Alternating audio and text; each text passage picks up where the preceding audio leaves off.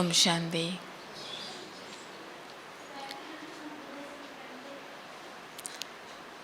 ഇന്നത്തെ ദിവസം ലോകത്തുള്ള എല്ലാ കുട്ടികളും എല്ലാ ദിവസവും യോഗം ചെയ്യുന്നവരാണെങ്കിലും ഇന്ന് പ്രത്യേകിച്ച് എല്ലാവർക്കും ഒരു ലക്ഷ്യമുണ്ടാവും. എങ്ങനെയാണോ ബ്രഹ്മ ബാബ പുരുഷാർത്ഥം ചെയ്ത് സമ്പന്നമായത് അതുപോലെ ഞങ്ങൾക്കും ആകണം, ബാബയ്ക്ക് സമാനമാകണം. ഈ ഒരു ലക്ഷ്യമായിരിക്കുന്നു മുഴുവൻ ദിവസവും.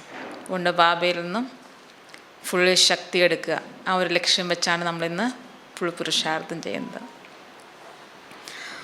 സത്യം പറഞ്ഞാൽ നമ്മൾ ഈ ജ്ഞാനത്തിൽ വരുന്നതിന് മുൻപ് ഭക്തി, ദുഃഖം, വിഷമം, പ്രശ്നങ്ങൾ ഇതുമായിട്ട് നമ്മളങ്ങനെ ജീവിച്ചുകൊണ്ടിരിക്കുകയായിരുന്നു. ഒരിടത്ത് ഒരുപാട് ദുഃഖവും പ്രശ്നങ്ങളുണ്ട്, അതിനെ ഫേസ് ചെയ്യുന്നുണ്ട്, കരയുന്നുണ്ട്. മറ്റൊരു ഭാഗത്ത് ഭഗവാനെ പ്രാർത്ഥിക്കാനായിട്ട് പൂജിക്കാനായിട്ട് അമ്പലത്തിൽ ഓടുന്നുണ്ട്, വീട്ടിൽ പൂജ ചെയ്യുന്നുണ്ട്. ഇങ്ങനെയൊക്കെ ആണെങ്കിൽ നമ്മളതിൽ കുഴപ്പമൊന്നുമില്ലാതെ ജീവിച്ചുകൊണ്ടിരിക്കുകയായിരുന്നു അല്ലേ. നമുക്കറിയാം ജീവിതം എന്ന് പറഞ്ഞാൽ ദുഃഖമാണ്, അതൊക്കെ സഹിച്ചേ പറ്റൂ. അതും ഭക്തിയുമായിട്ട് ഇങ്ങനെ മുന്നോട്ട് പോകുന്ന സമയത്ത് നമുക്ക് വലിയ പ്രശ്നമൊന്നുമില്ലായിരുന്നു. പ്രശ്നങ്ങൾ ഉള്ളതാണ് ലൈഫ് എന്ന് മനസ്സിലാക്കി നമ്മൾ ജീവിച്ചുകൊണ്ടിരിക്കുകയായിരുന്നു. ആ സമയത്താണ് ബാബ നമ്മളെ പിടിച്ചിട്ട് അല്ലേ ഇവിടെ കൊണ്ടുവന്നത്. എന്നിട്ടോ നമുക്ക് പറ്റാത്ത കുറേ കാര്യങ്ങൾ പറഞ്ഞു അല്ലേ. നമ്മളങ്ങനെ ജീവിച്ചു പോയിക്കൊണ്ടിരിക്കുകയായിരുന്നു. എന്നിട്ട് പറഞ്ഞു മീനും ഇറച്ചിയൊന്നും കഴിക്കരുത് അല്ലേ, ബാത്റൂം പോയാൽ കുളിക്കണം, രാവിലെ എഴുന്നേൽക്കണം, പഠിക്കാൻ വരണം അല്ലേ. അങ്ങനെ നമ്മളെയൊന്നും ചെയ്യാത്ത പല കാര്യങ്ങളും ചെയ്യാൻ വേണ്ടി പറഞ്ഞു. അപ്പം ഈ കുട്ടികൾ ഇഷ്ടമില്ലാത്ത കാര്യങ്ങൾ നമുക്ക് അവരെ കൊണ്ട് ചെയ്യിപ്പിക്കണമെങ്കിൽ എന്ത് പറയും, കുറേ അങ്ങ് സ്നേഹിക്കും. കുറേ സ്നേഹിച്ചു കഴിഞ്ഞാൽ എന്ത് സംഭവിക്കും, കുട്ടികൾ ഇഷ്ടമല്ലെങ്കിലും ഈ സ്നേഹത്തിൻ്റെ സോപ്പിൽ പെട്ടിട്ട് അത് ചെയ്യും. അതുപോലെ നമുക്കൊന്നും ഇഷ്ടമല്ലെങ്കിലും നമ്മൾ ബാബയുടെ സ്നേഹത്തിൽ മീഠേ എന്ന് പറഞ്ഞ് അവസാനം നമ്മളങ്ങ് പെട്ടുപോയി. പിന്നെ പതിയെ എല്ലാം ചെയ്യാൻ തോന്നാത്തതും ചെയ്യാൻ തുടങ്ങി അല്ലേ. രാവിലെ എഴുന്നേൽക്കുക എന്തുമാത്രം ബുദ്ധിമുട്ടാണ് അല്ലേ. തണുപ്പത്തൊക്കെ കുംഭം അല്ല ധനു മകരക്കുള്ള സമയത്ത് രാവിലെ എഴുന്നേൽക്കുക, അത് 3:30 എഴുന്നേൽക്കുക.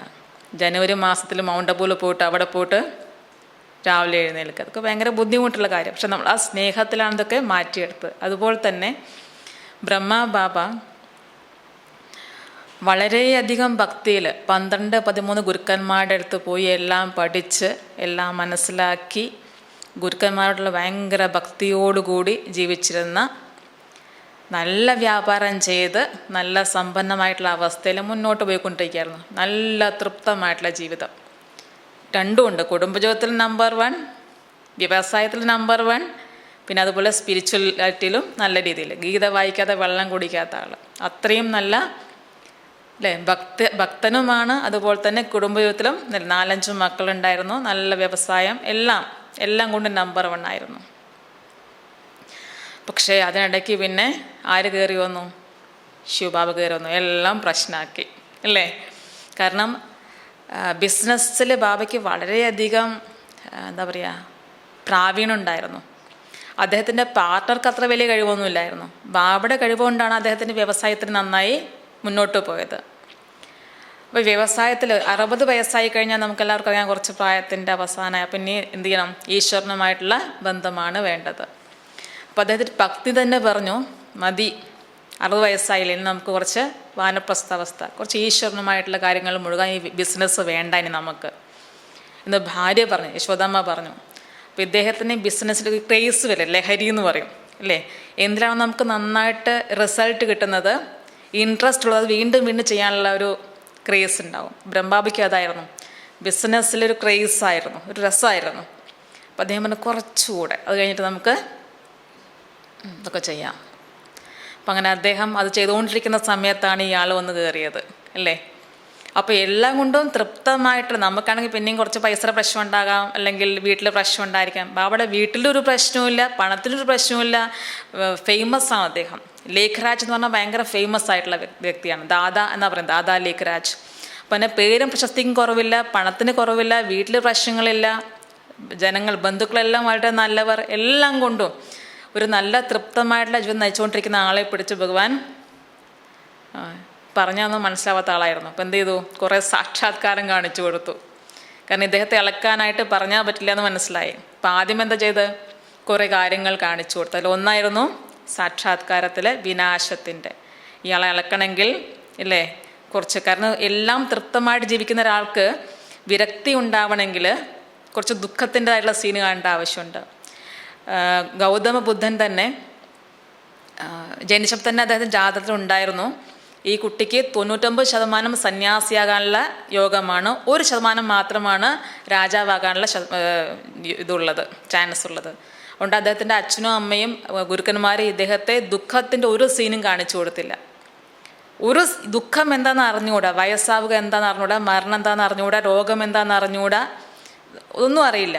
അങ്ങനെ ജീവിച്ചതാണ്. അങ്ങനെ ജീവിച്ചുകൊണ്ടാണ് ഈ സുഖം മാത്രമുള്ള ലോകത്തിന് വെച്ച് അങ്ങനെ ജീവിച്ചുകൊണ്ടിരിക്കുകയായിരുന്നു. ഒരിക്കൽ അദ്ദേഹം പോകുന്ന വഴിക്ക്, കാരണം ഇദ്ദേഹം പോകുന്ന വഴിക്ക്, ഈ കുട്ടി പോകുന്ന വഴിക്ക് ഉള്ള വൃദ്ധന്മാരെ മാറ്റും, മരണ വഴിയെ പോകാൻ പാടില്ല, രോഗമുള്ളവരെ കാണിക്കാനില്ല, അങ്ങനെയായിരുന്നു എല്ലാം. പക്ഷെ ബൈ ചാൻസ് ഒരു ദിവസം പോകുന്ന സമയത്ത് ഈ കുട്ടിയുടെ മുന്നിൽ ഒരു ഭിക്ഷക്കാരനെ കണ്ടു, ഒരു രോഗിയെ കണ്ടു, ഒരു ദിവസം മരണം കൊണ്ടുപോകുന്ന കണ്ടു, ഡെഡ് ബോഡി കൊണ്ടുപോകുന്ന കണ്ടു. അപ്പോഴാണ് മനസ്സിലായി ഇതൊക്കെ ഉണ്ട് ലൈഫിലെന്ന്. അപ്പോൾ തനിയെ അദ്ദേഹത്തിൻ്റെ ആ ഒരു ജീവിതത്തിനോടുള്ള വിരക്തി വരാൻ തുടങ്ങി. അങ്ങനെയാണ് പിന്നെ അദ്ദേഹം സന്യാസിയാകുന്നത്, ഉപേക്ഷിച്ച് പോകുന്നത്. അപ്പോൾ അതുപോലെ തന്നെ ബ്രഹ്മബാബ വളരെ നല്ല രീതിയിൽ എല്ലാം കൊണ്ടും പെർഫെക്റ്റ് ആയിരുന്നു കൊണ്ട് അദ്ദേഹത്തിന് യാതൊരു വിരക്തിയും ഉണ്ടാകാനുള്ള ചാൻസ് ഇല്ല. എന്നാൽ എല്ലാ ഗുണങ്ങളും സ്പിരിച്വാലിറ്റിയും ഉണ്ടായിരുന്നു താനും. അപ്പം അദ്ദേഹത്തെ ഒരു ഹെഡാക്കി മാറ്റണമെങ്കിൽ നല്ലൊരു അടിസ്ഥാനം വേണം, ഫൗണ്ടേഷൻ വേണം. അതുകൊണ്ട് ആദ്യം ബാബ അവർക്ക് വിനാശത്തിൻ്റെ സീൻ കാണിച്ചു കൊടുത്തു. യുദ്ധം, അമേരിക്കയും റഷ്യയും തമ്മിലുള്ള യുദ്ധം, ആഭ്യന്തര കലഹങ്ങൾ, പ്രകൃതിക്ഷോഭങ്ങൾ, ഈ സമയത്തെല്ലാം ആൾക്കാർക്കുണ്ടാകുന്ന നഷ്ടങ്ങൾ, അല്ലേ, മരണം, ഇതെല്ലാം കണ്ട ബാബ 3 മണിക്കൂറായിരുന്നു സാക്ഷാത്കാരം.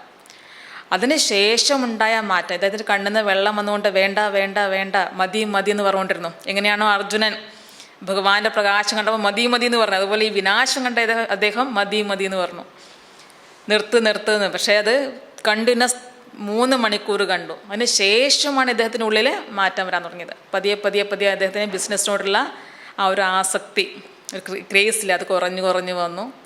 ബാക്കി ബിസിനസ്, അതെല്ലാത്തിനും വ്യത്യാസം വന്നു. പിന്നെ സത്യവത്തൻ്റെ സാക്ഷാത്കാരം കിട്ടി. അപ്പോൾ കുഞ്ഞു നക്ഷത്രങ്ങൾ മുകളിൽ നിന്ന് താഴേക്ക് വരുന്നു. അത് താഴെ തട്ടി ഉടനെ തന്നെ ദേവതമാരായി മാറുന്നു. ഇതെന്താണ്? പിന്നെ കിട്ടി വിഷ്ണുവിൻ്റെ, നീ തന്നെയാണ് അത്, നിനക്ക് ഇതുപോലെ രാജ്യം ഉണ്ടാകണം. ഈ രീതിയിലുള്ള സാക്ഷാത്കാരങ്ങൾ കൊടുത്തു. അപ്പോൾ ഈ സാക്ഷാത്കാരം കണ്ടപ്പോൾ ഉണ്ടായ മാറ്റങ്ങൾ, ഉള്ളിലുണ്ടായ മാറ്റങ്ങൾ, ആ മാറ്റത്തിലൂടെയാണ് ബാബ പിന്നെ പതിയെ ഇതെല്ലാം തൻ്റെ ഭക്തിയിൽ നിന്നുള്ള ജ്ഞാനത്തിലേക്കുള്ള യാത്ര ആരംഭിച്ചത്. കാരണം ഭക്തി വിടുക എന്ന് പറഞ്ഞാൽ അത്ര എളുപ്പമുള്ള കാര്യമില്ല. കാരണം അവിടെ എല്ലാം തന്നെ ഇല്ലേ, എല്ലാം തന്നെ ഭഗവാനാണ്, ഗുരുക്കന്മാരാണ് ഭഗവാൻ. അങ്ങനെയുള്ള ആ മുഴുകി ജീവിക്കുന്ന ഒരു വ്യക്തിയെ മാറ്റുക എന്ന് പറയുന്നത് വളരെയധികം കഷ്ടപ്പാടുള്ള ജോലിയാണ്. അപ്പം അങ്ങനെ ബാബ സാക്ഷാത്കാരത്തിലൂടെ നമ്മളെ മീഠേ ബച്ചേ എന്ന് പറഞ്ഞ് മാറ്റിയ പോലെ തന്നെ അവിടെ സാക്ഷാത്കാരം കാണിച്ച് ബാബയെ തയ്യാറാക്കി, മനസ്സിനെ തയ്യാറാക്കി. അതിനുശേഷം, കാരണം ബാബ ജനിച്ചതൊരു സാധാരണ കുടുംബത്തിലാണ്. അദ്ദേഹത്തിൻ്റെ അച്ഛൻ ഹെഡ് മാസ്റ്റർ ആയിരുന്നു. അച്ഛൻ മരിച്ചപ്പോൾ പിന്നെ അച്ഛൻ്റെ ചേട്ടൻ്റെ കടയിൽ ജോലിക്ക് നിന്നു. അവിടെ വ്യാപാരമായിരുന്നു, സാധനങ്ങൾ വിൽക്കുന്ന ജോലി. അപ്പോൾ ബാബയുടെ ആ സമയത്തേ ഉള്ള പ്രത്യേകത, ബാബയെ കിട്ടുന്നതിന് മുൻപ് തന്നെ എല്ലാ ഗുണങ്ങളും അവരിലുണ്ടായിരുന്നു. ദയ എന്നുള്ള ഗുണം അത് കാണിക്കുന്നത്, അദ്ദേഹം ആൾക്കാർ പാവങ്ങൾ വന്നു കഴിഞ്ഞാൽ അദ്ദേഹം എന്ത് ചെയ്യായിരുന്നു, ഇതൊക്കെ നിങ്ങൾ വായിച്ചിട്ടുള്ളതായിരിക്കും. പണം ശരിക്കുള്ളത് വാങ്ങിക്കും, സാധനം കൂടുതൽ കൊടുക്കും. ഇത് കണ്ടുപിടിച്ച അച്ഛൻ്റെ ചേട്ടൻ അവനെ പുറത്താക്കി. ആരെ? ഈ ലേഖരാജ് എന്ന് പറഞ്ഞ കുട്ടിയെ. പിന്നെ അദ്ദേഹം പതിയെ പല സ്ഥലങ്ങളും പോയി പഠിച്ചാണ് പിന്നെ വജ്ര വ്യാപാരത്തിലേക്ക് വരുന്നത്. അപ്പം കുട്ടിക്കാലം മുതലേ ദയ അല്ലെങ്കിൽ സഹാനുഭൂതി ഗുണങ്ങളൊക്കെ അദ്ദേഹത്തിൻ്റെ ഉള്ളിലുണ്ടായിരുന്നു.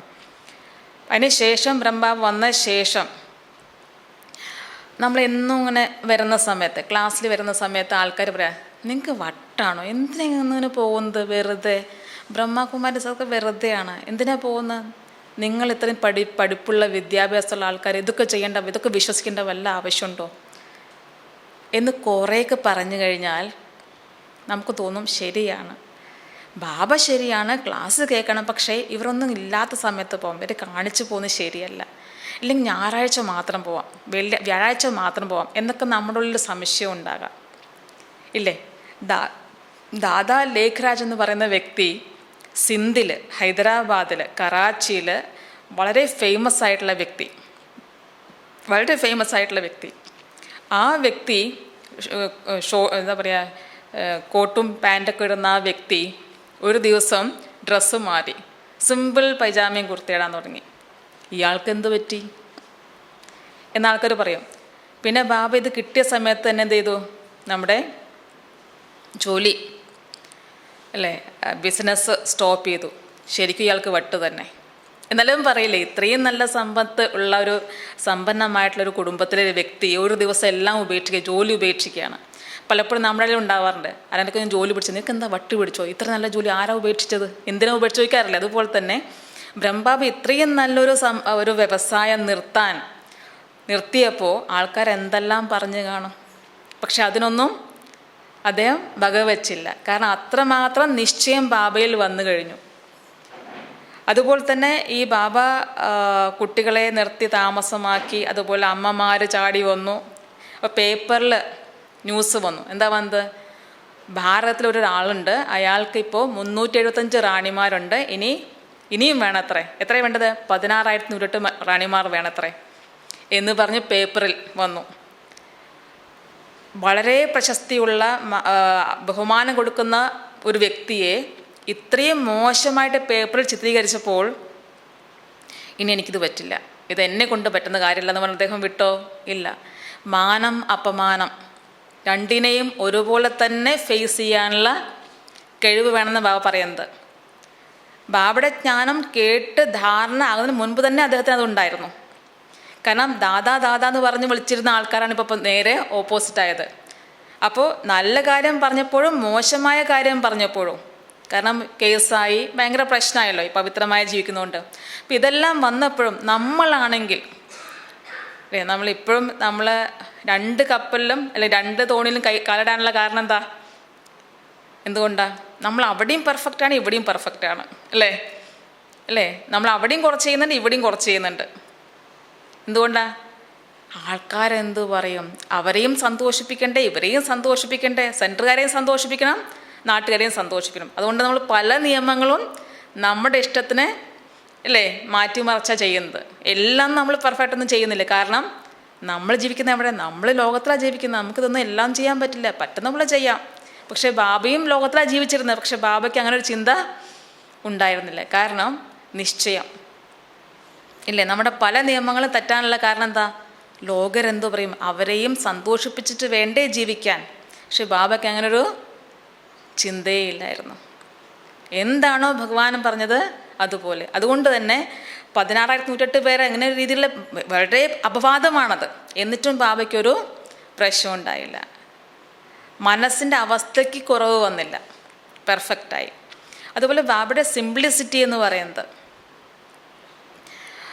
ഒരു ജഗദീഷ് ഭായിയുടെ ഒരു അനുഭവമുണ്ട്. ജഗദീഷ് ഭായി പറയുന്നത്, ഒരിക്കൽ അദ്ദേഹം എല്ലാവർക്കും 1 വർഷം കഴിഞ്ഞാലേ മധുവിന് പോകാൻ പറ്റും. പക്ഷെ ഇദ്ദേഹം കുറച്ച് സമർത്ഥനായിരുന്നു. ഇദ്ദേഹം സന്യാസിമാരുടെ എല്ലാ ആശ്രമത്തിൽ പോയി എല്ലാം പഠിച്ചതാണ്. എല്ലാ ഗ്രന്ഥങ്ങളും സർവ്വശാസ്ത്രങ്ങളും അറിയാം ഹിന്ദു ധർമ്മത്തിലെ. അപ്പോൾ അദ്ദേഹം അതെല്ലാം പഠിച്ചിട്ട് പിന്നെ അതിന് തൃപ്തിയാകാത്തത് കൊണ്ടാണ് ബ്രഹ്മകുമാരസിൽ വന്നത്. അപ്പോൾ അവിടെ ഉണ്ടായിരുന്ന ദാദിമാരാണെങ്കിൽ ഭയങ്കര പെർഫെക്റ്റ് ദാദിമാരായിരുന്നു. ദീദി മൻമോഹനി ഭയങ്കര സ്ട്രിക്റ്റ് ടീച്ചറാണ്. അപ്പോൾ അവിടെ വന്ന് ക്ലാസ് കേട്ട് ഇവർക്ക് തോന്നി 3 മാസത്തിൽ തോന്നി എനിക്കിപ്പോൾ ബാബയെ കാണണം, ഭഗവാനെ കാണണം. അപ്പോൾ നിയമമാണ് 1 വർഷം. ഇപ്പോൾ ദീദി മൻമോഹിനി സ്ട്രിക്റ്റ് ആയി പറ്റില്ല എന്ന് പറഞ്ഞു. പക്ഷേ ഇവർ ഭയങ്കര സാമർത്ഥ്യം കാണിച്ച് നിശ്ചയപത്രമൊക്കെ എഴുതി കൊടുത്ത്, നിശ്ചയപത്രം 108 പ്രാവശ്യം എഴുതാൻ പറഞ്ഞപ്പോൾ ഇദ്ദേഹം 1 പേജിൽ എഴുതിയിട്ട് പറഞ്ഞു, ഇനി അപ്പുറത്തൊക്കെ ഇതിന് റിപ്പീറ്റ് ചെയ്താൽ മതി എന്ന് എഴുതി വെച്ച് കൊടുത്തിട്ട് പെർമിഷൻ വാങ്ങിച്ചു. അപ്പോൾ ഇതൊക്കെ ബാബയ്ക്ക് എഴുതി അയക്കും ദീദി മൻമോഹൻ. ബാബ ഇങ്ങനെ ഒരു കുട്ടിയുണ്ട്, ഈ കുട്ടി ഇങ്ങനെ ചെയ്യുന്നു. 1 പേജിൽ എഴുതിയിട്ട് ഇത്ര പ്രാവശ്യം ഇൻട്രൂ ചെയ്താൽ മതി എന്ന് എഴുതിയിട്ട് പിന്നെ ഇദ്ദേഹം BEd കോളേജിലെ പ്രൊഫസറായിരുന്നു ജഗദീഷ് ഭായ്.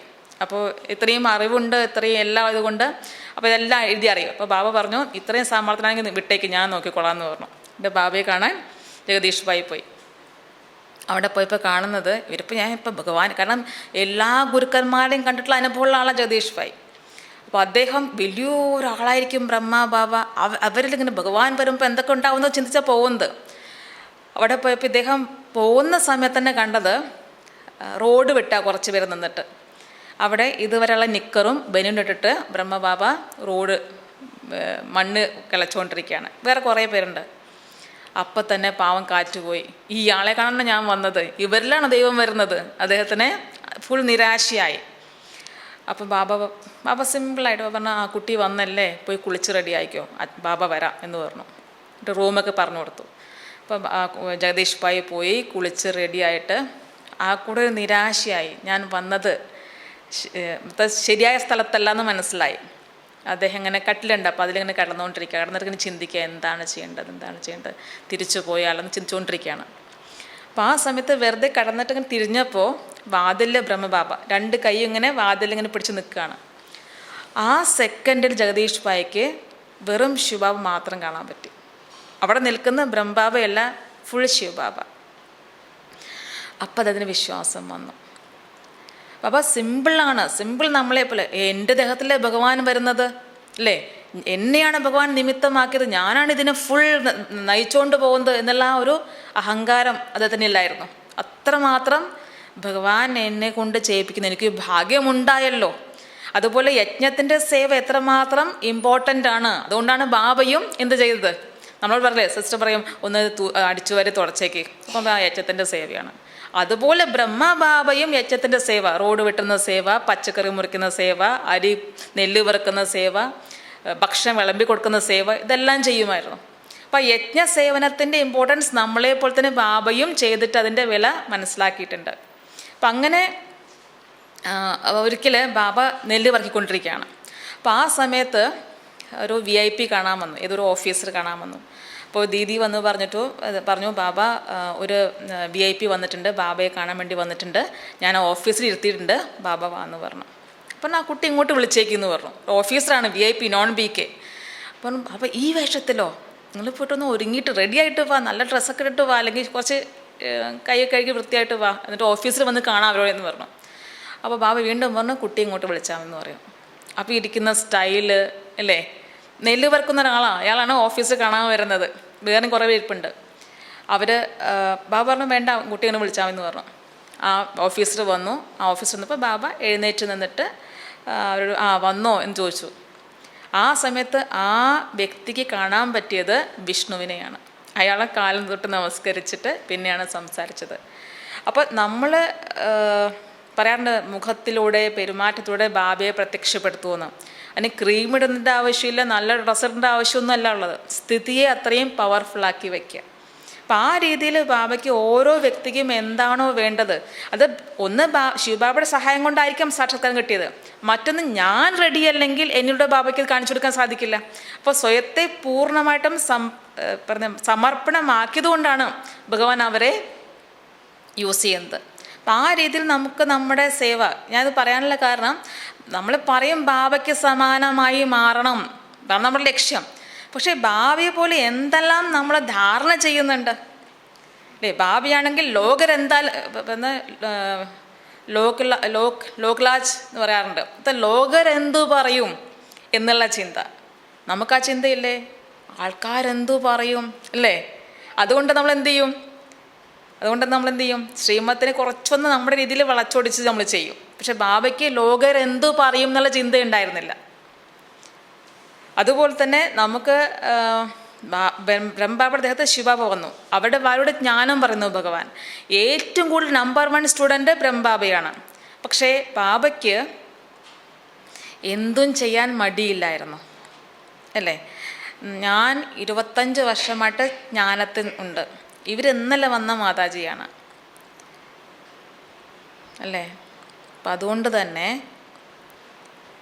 ഞാൻ മുന്നിലിരിക്കും, അവർ പിന്നിലിരിക്കും. എന്നെ പ്രോഗ്രാമിന് സിസ്റ്റർ മുന്നിൽ വിളിക്കും, അവരിപ്പോൾ വന്നിട്ടേ ഉള്ളൂ അല്ലേ. അവരോട് പറയാം, സിസ്റ്റർ നിങ്ങളെന്താ അങ്ങനെ ചെയ്യുന്നത്, നിങ്ങൾ എന്നെ പഠിപ്പിക്കാൻ വരണ്ട, ഞാൻ ഇത്ര വർഷമായിട്ട് നോളജ് ഉള്ളതാണ് അല്ലേ. നമ്മൾ പല സമയങ്ങളിലും ഇപ്പോൾ വന്ന പുതിയ അല്ലെങ്കിൽ 5 വർഷം പഴക്കമുള്ള കുട്ടി, 5 വർഷം പറഞ്ഞാൽ വലിയ സമയം തന്നെയാണ്. ഞാനാണെങ്കിൽ 20 വർഷത്തെ പഴക്കമുള്ള വ്യക്തി, എനിക്ക് 20 വർഷത്തിൻ്റെ ഒരു ഈഗോ ഇല്ലേ, ഉണ്ടോ? 5 വർഷത്തെ കുട്ടിയും ഞാൻ 20 വർഷത്തെ കുട്ടിയും, എനിക്ക് ആ 20 വർഷത്തിൻ്റെ ഒരു തലക്കന ഇല്ലേ, ഉണ്ട് ഇല്ലേ. ബ്രഹ്മബാബയ്ക്ക് അങ്ങനത്തെ സാധനം ഇല്ല. എൻ്റെ ദേഹത്തിൽ ഭഗവാൻ വരുന്നു, അല്ലേ? എന്നിലൂടെയാണ് ഈ യജ്ഞം നടന്നു പോകുന്നത്, എന്നെയാണ് ഭഗവാൻ നിമിത്തമാക്കിയത്. ഞാനവരൊക്കെ ബ്രഹ്മബാബ ഇത് ചെയ്തപ്പോൾ, ബിസിനസ് സ്റ്റോപ്പ് ചെയ്തപ്പോൾ അവരോട് പറഞ്ഞു, പാർട്ട്നറോട് പറഞ്ഞു, നിങ്ങൾക്ക് എത്ര വേണമോ എടുത്തോ, ബാക്കി നിങ്ങൾക്ക് എന്ത് തോന്നുന്നു അതെനിക്കിതാ. നമ്മളങ്ങനെ ചെയ്യുമോ? ഞാനും വേറെ കൂടി ബിസിനസ് ചെയ്തിട്ട് ബിസിനസ് എനിക്ക് സ്റ്റോപ്പ് ചെയ്യണം. അപ്പോൾ ഞാൻ എന്ത് ചെയ്യും? കൂടുതൽ എനിക്ക് കിട്ടാൻ വല്ല വഴിയുണ്ടോ എന്ന് നോക്കും, അല്ലേ? ബാബ എന്താ പറയുക? നിങ്ങൾക്ക് എത്ര വേണം എടുത്തോ, ബാക്കിയുള്ള എനിക്കിതാന്ന് പറഞ്ഞു. അയാളാണെങ്കിൽ ഒരു പാവം വെഡ്ഡിയായിരുന്നു. അയാൾക്കറിയാം ഇയാളില്ലെങ്കിൽ എനിക്കൊന്നും ചെയ്യാൻ പറ്റില്ല എന്ന്. അപ്പോൾ അദ്ദേഹം പണം മൊത്തം ഞാൻ എടുക്കും, സാധനമൊക്കെ നീ എടുത്തു എന്ന് പറഞ്ഞു. പണം മൊത്തം അയാളെടുത്തു, ബാക്കിയുള്ള സ്വർണവും രത്നങ്ങളൊക്കെ ബാബയ്ക്ക് കൊടുത്തു. ഏതിനാ വില കൂടുതൽ? സ്വർണ്ണവും രത്നവും കൂടുതൽ സമയമാകുമ്പോൾ കൂടുതൽ വില കൂടില്ലേ? അയാൾക്കത് അറിയില്ലായിരുന്നു, അതെടുത്തു പോയി. ഈ സ്വർണവും രത്നങ്ങളും പണവും ഉണ്ടായിരുന്ന എല്ലാം തന്നെ ബ്രഹ്മബാബ ആർക്ക് വേണ്ടി ഉപയോഗിച്ചത്? ഓടി വന്ന അമ്മമാർക്കും കുട്ടികൾക്കും ബ്രദേഴ്സിന് വേണ്ടി ഉപയോഗിച്ച്. എൻ്റെ പണം കൊണ്ട് അവർ ജീവിക്കുന്നത് എന്നുള്ള ബാബ ചിന്ത വന്നോ? ഞാൻ സിസ്റ്ററിന് പണം കൊടുത്തു, ആ പണം കൊണ്ടാണ് ഈ സേവനം ചെയ്തത്. ഇന്ന് അല്ലേ ബ്രഹ്മഭോജനം എൻ്റെ വകയാണ്, അല്ലെങ്കിൽ പ്രസാദം ഇന്ന് എൻ്റെ വകയാണ്, ഞാൻ കൊടുത്ത പൈസ കൊണ്ടാണ് ഇന്ന് പ്രസാദം വയ്ക്കുന്നത്. ചെറുതായിട്ട് ചിന്ത വരാറില്ലേ നമുക്ക്? ഇല്ലേ? ഉണ്ട്, വരും നമുക്ക്. കാരണം നമ്മൾ മനുഷ്യരല്ലേ? പാവം ബ്രഹ്മ ആയിരുന്നില്ലേ? ബ്രഹ്മബാബി ആയിരുന്നു. പക്ഷേ അതാണ് നമുക്ക് ബാബയ്ക്ക് സമാനമാകണമെങ്കിൽ പോലും ഞാൻ നിങ്ങളെ പറഞ്ഞത് ഇതെല്ലാം എൻ്റെ ഉള്ളിലുണ്ട്.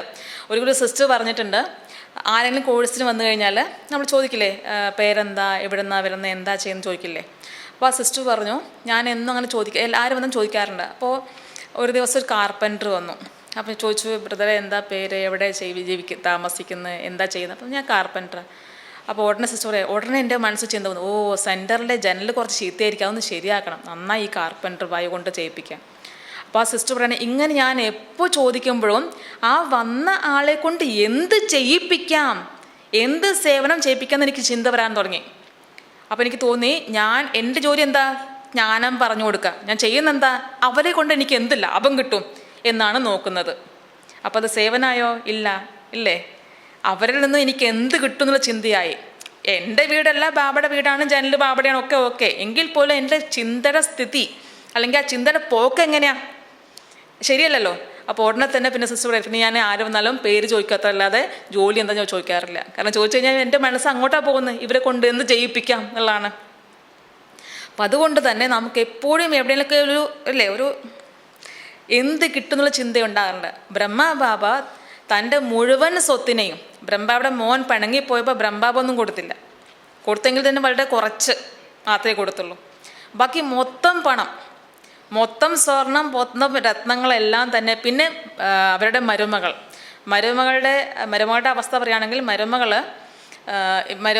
മകന് വേണ്ടി പെണ്ണ് നോക്കാൻ പോയ സമയത്ത് ഈ കുട്ടിയുടെ വീട്ടിൽ പോയി. ജയന്തദാദിയാണെന്ന് തോന്നുന്നു അല്ലേ മരുമകള്. അപ്പോൾ അവരുടെ വീട്ടിൽ പോയപ്പോൾ അവരാണെങ്കിൽ ഭയങ്കര പണക്കാരാണ്. അപ്പോൾ പറഞ്ഞു, എൻ്റെ മോളെ തരാം, പക്ഷേ എൻ്റെ മോള് ഈ എന്താ പറയുക പായദാനിയിൽ എന്താ ഇതിനെ പറയുന്നത് അല്ലേ, കാർപ്പറ്റിലേക്ക് കാല് വയ്ക്കൂ, അങ്ങനെയുള്ള വീട്ടിലേക്ക് ഞാൻ എൻ്റെ മോളെ പറഞ്ഞു കൊടുക്കുമെന്ന് പറഞ്ഞു. അർത്ഥം എൻ്റെ മോളെ ഞാൻ ഏറ്റവും സമ്പന്നമായ വീട്ടിലേക്ക് പറഞ്ഞു വിടൂ, അതിൻ്റെ അത്രയും യോഗ്യത ഉണ്ടെങ്കിൽ ഓക്കെ എന്ന്. അപ്പോൾ പിന്നൊരു ദിവസം ബ്രഹ്മബാബ അവരെ വിളിച്ചു. ഇതൊക്കെ ജ്ഞാനത്തിന് മുമ്പുള്ള കാര്യമാണ്.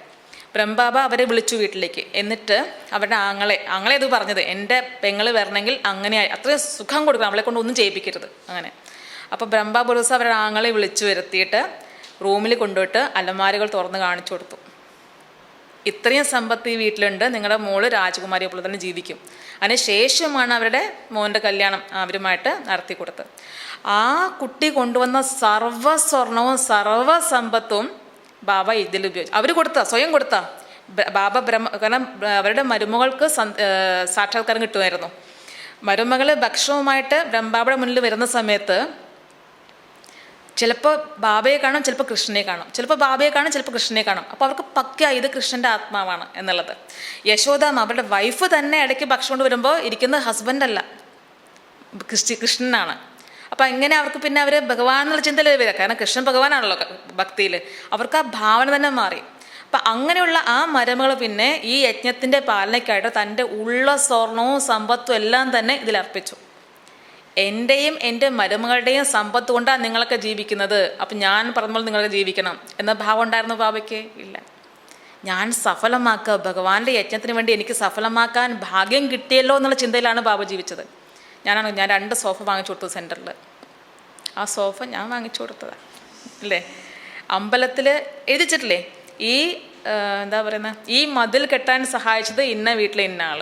അതുപോലെ ബാബാറും 2 സോഫ എൻ്റെയാണ്, ഞാൻ വാങ്ങിച്ചു കൊടുത്താൽ. ഒന്നും ഇല്ലായിരുന്നു ഇരിക്കാനായിട്ട്. അപ്പം ഞാൻ വിചാരിച്ചു ബാബയ്ക്ക് സേവ ആയിക്കോട്ടെ എന്ന് പറഞ്ഞ് ഞാൻ സേവ ആയിക്കോട്ടെ, പക്ഷെ എന്നാലും അതിൻ്റെ ഒരു പേര് കിട്ടാനുള്ള ചെറിയൊരു എവിടെയോ ഇല്ലേ.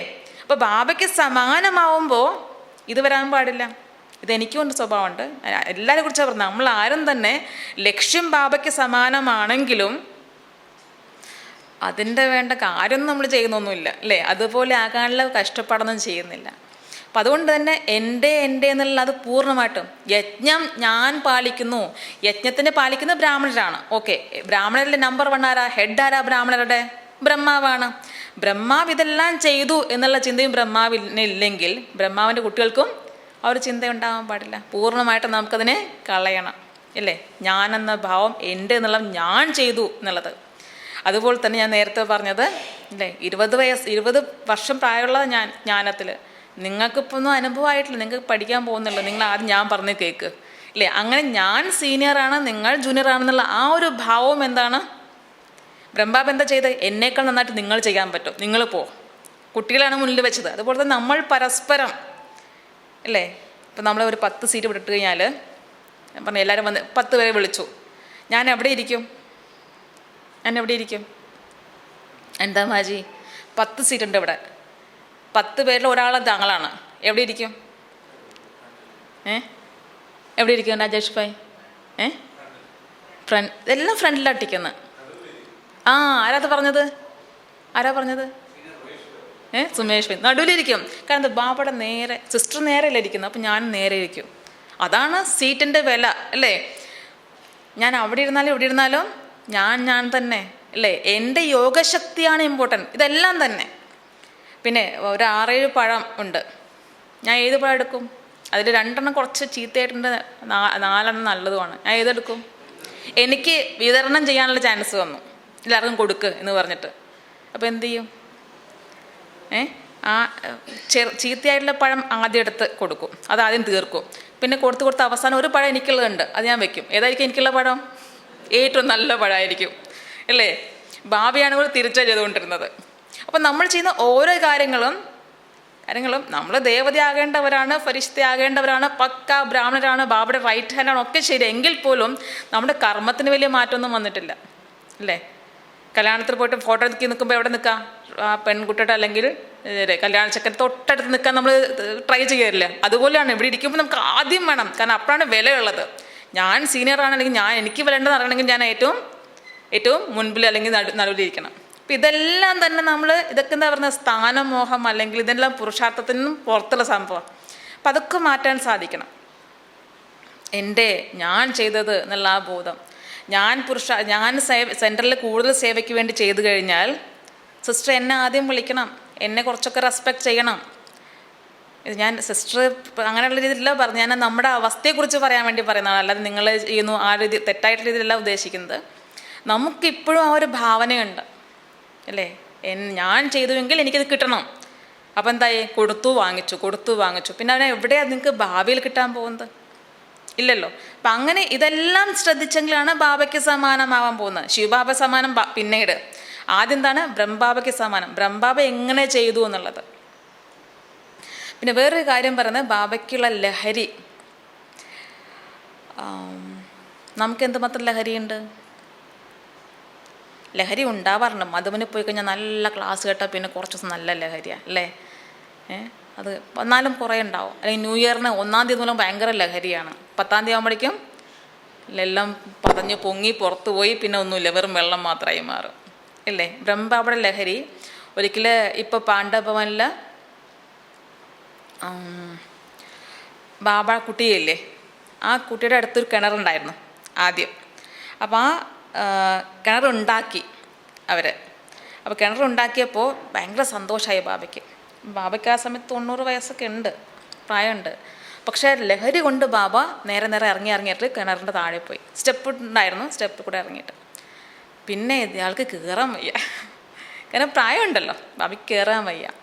പിന്നെ വേറെ കുറേ ആൾക്കാർ വന്ന് എല്ലാവരും പിടിച്ചാണ് കയറ്റിയത്. പിന്നെ അതിന് ശേഷം ബാബയ്ക്ക് ഭയങ്കരമായിട്ടുള്ള ദേഹവേദനയായിരുന്നു കുറച്ച് ദിവസം.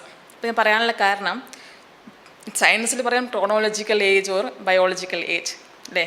ഒന്ന് നമ്മൾ ജനിച്ച വയസ്സ്, ഞാൻ 10 വർഷമായി ജനിച്ചിട്ട്, അപ്പോൾ എൻ്റെ ദേഹത്തിന് 10 വയസ്സിൻ്റെ വളർച്ചയുള്ളത്. മറ്റൊന്നുണ്ട് ബയോളജിക്കൽ ഏജ് എന്ന് പറയുന്നത്, അത് എൻ്റെ ദേഹത്തിലെ ഉള്ളിലുള്ള ഓർഗൻസിൻ്റെ ഏജ്. അതിൻ്റെ ആധാരം എത്ര വർഷമായി നിങ്ങൾ ജനിച്ചിട്ട് എന്നുള്ളതല്ല, അതിൻ്റെ ആധാരം നിങ്ങളുടെ ചിന്തകളും നിങ്ങളുടെ പ്രവർത്തനങ്ങളും നിങ്ങളുടെ അനുഭവങ്ങളുടെയും ഫീലിങ്സ് എങ്ങനെയാണ്, അതിൻ്റെ ബേസിലാണ്. ഞാൻ 10 വർഷമുള്ള കുട്ടിയാണെങ്കിൽ, പക്ഷെ എനിക്ക് ടെൻഷൻ ഭയങ്കരമാണെങ്കിൽ ഈ ഹാർട്ട്, ലിവർ, കിഡ്നി, ലങ്സ് ഈ പാർട്ടൊക്കെ പതിയെ പതിയെ കൂടുതൽ യൂസ് ആകും.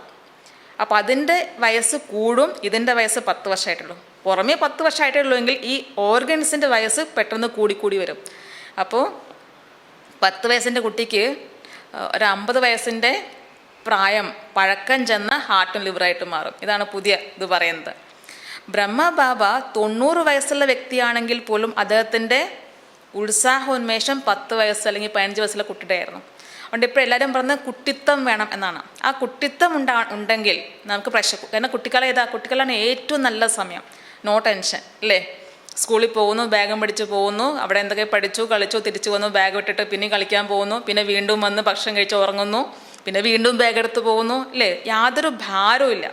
അപ്പം ആ ഒരവസ്ഥയിൽ വന്നു കഴിഞ്ഞാൽ ദേഹത്തിൻ്റെ 2 ഏജും ഈക്വലാകും. അല്ലെങ്കിൽ തന്നെ 60 വയസ്സിൻ്റെ ആൾ 20 വയസ്സിൻ്റെതായിട്ട് മാറാൻ സാധിക്കും. മനസ്സുകൊണ്ടും ദേഹത്തിൻ്റെ ആ എനർജി അങ്ങനെ വീണ്ടും വരും തോട്ട്സ് കൊണ്ട്. ബാബ അങ്ങനെയായിരുന്നു. 60 വയസ്സ് മുതൽ 93 വയസ്സ് വരെ അദ്ദേഹം പ്രാക്ടീസ് ചെയ്തത് ഇതാണ്. കാരണം ഞാൻ കുട്ടിയാണ്, ബാബ അതല്ലേ പറഞ്ഞു, നിങ്ങൾ കുട്ടിയാണ് കുട്ടിയാണ് കുട്ടിയാണ്. അപ്പോൾ ഈ കുട്ടി എന്ന് പറയുമ്പോൾ ഉള്ളത് കുട്ടിത്തം വരണം. ആ കുട്ടിത്തം വന്നുകൊണ്ടാണ് ബാബയ്ക്ക് ഇത്രയും നന്നായിട്ട് ഏജിൽ അല്ലേ, പ്രായം വന്നിട്ടും ബാബ കണ്ണട ഉപയോഗിച്ചിട്ടില്ല, വടി ഉപയോഗിച്ചിട്ടില്ല, ചമ്രം പടിഞ്ഞിരിക്കാൻ പറ്റും. ഇവിടെ ആർക്കൊക്കെ ചമ്രം പടിഞ്ഞിരിക്കാൻ പറ്റും? കൈ ഉയർത്തിക്ക്. 1 2 3 4 5 6 7 8 9 10 11 12 15. ബാക്കിയുള്ളവരൊക്കെ കൈ അല്ല, ചമ്രം പടിഞ്ഞിരിക്കാൻ സാധിക്കാതെ ആർക്കൊക്കെയാണ്?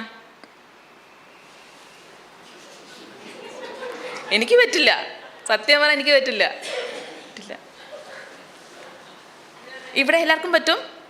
പറ്റാത്തവർ ആരൊക്കെയാ? പറ്റുമോ? പറ്റുമല്ലേ? പറ്റും.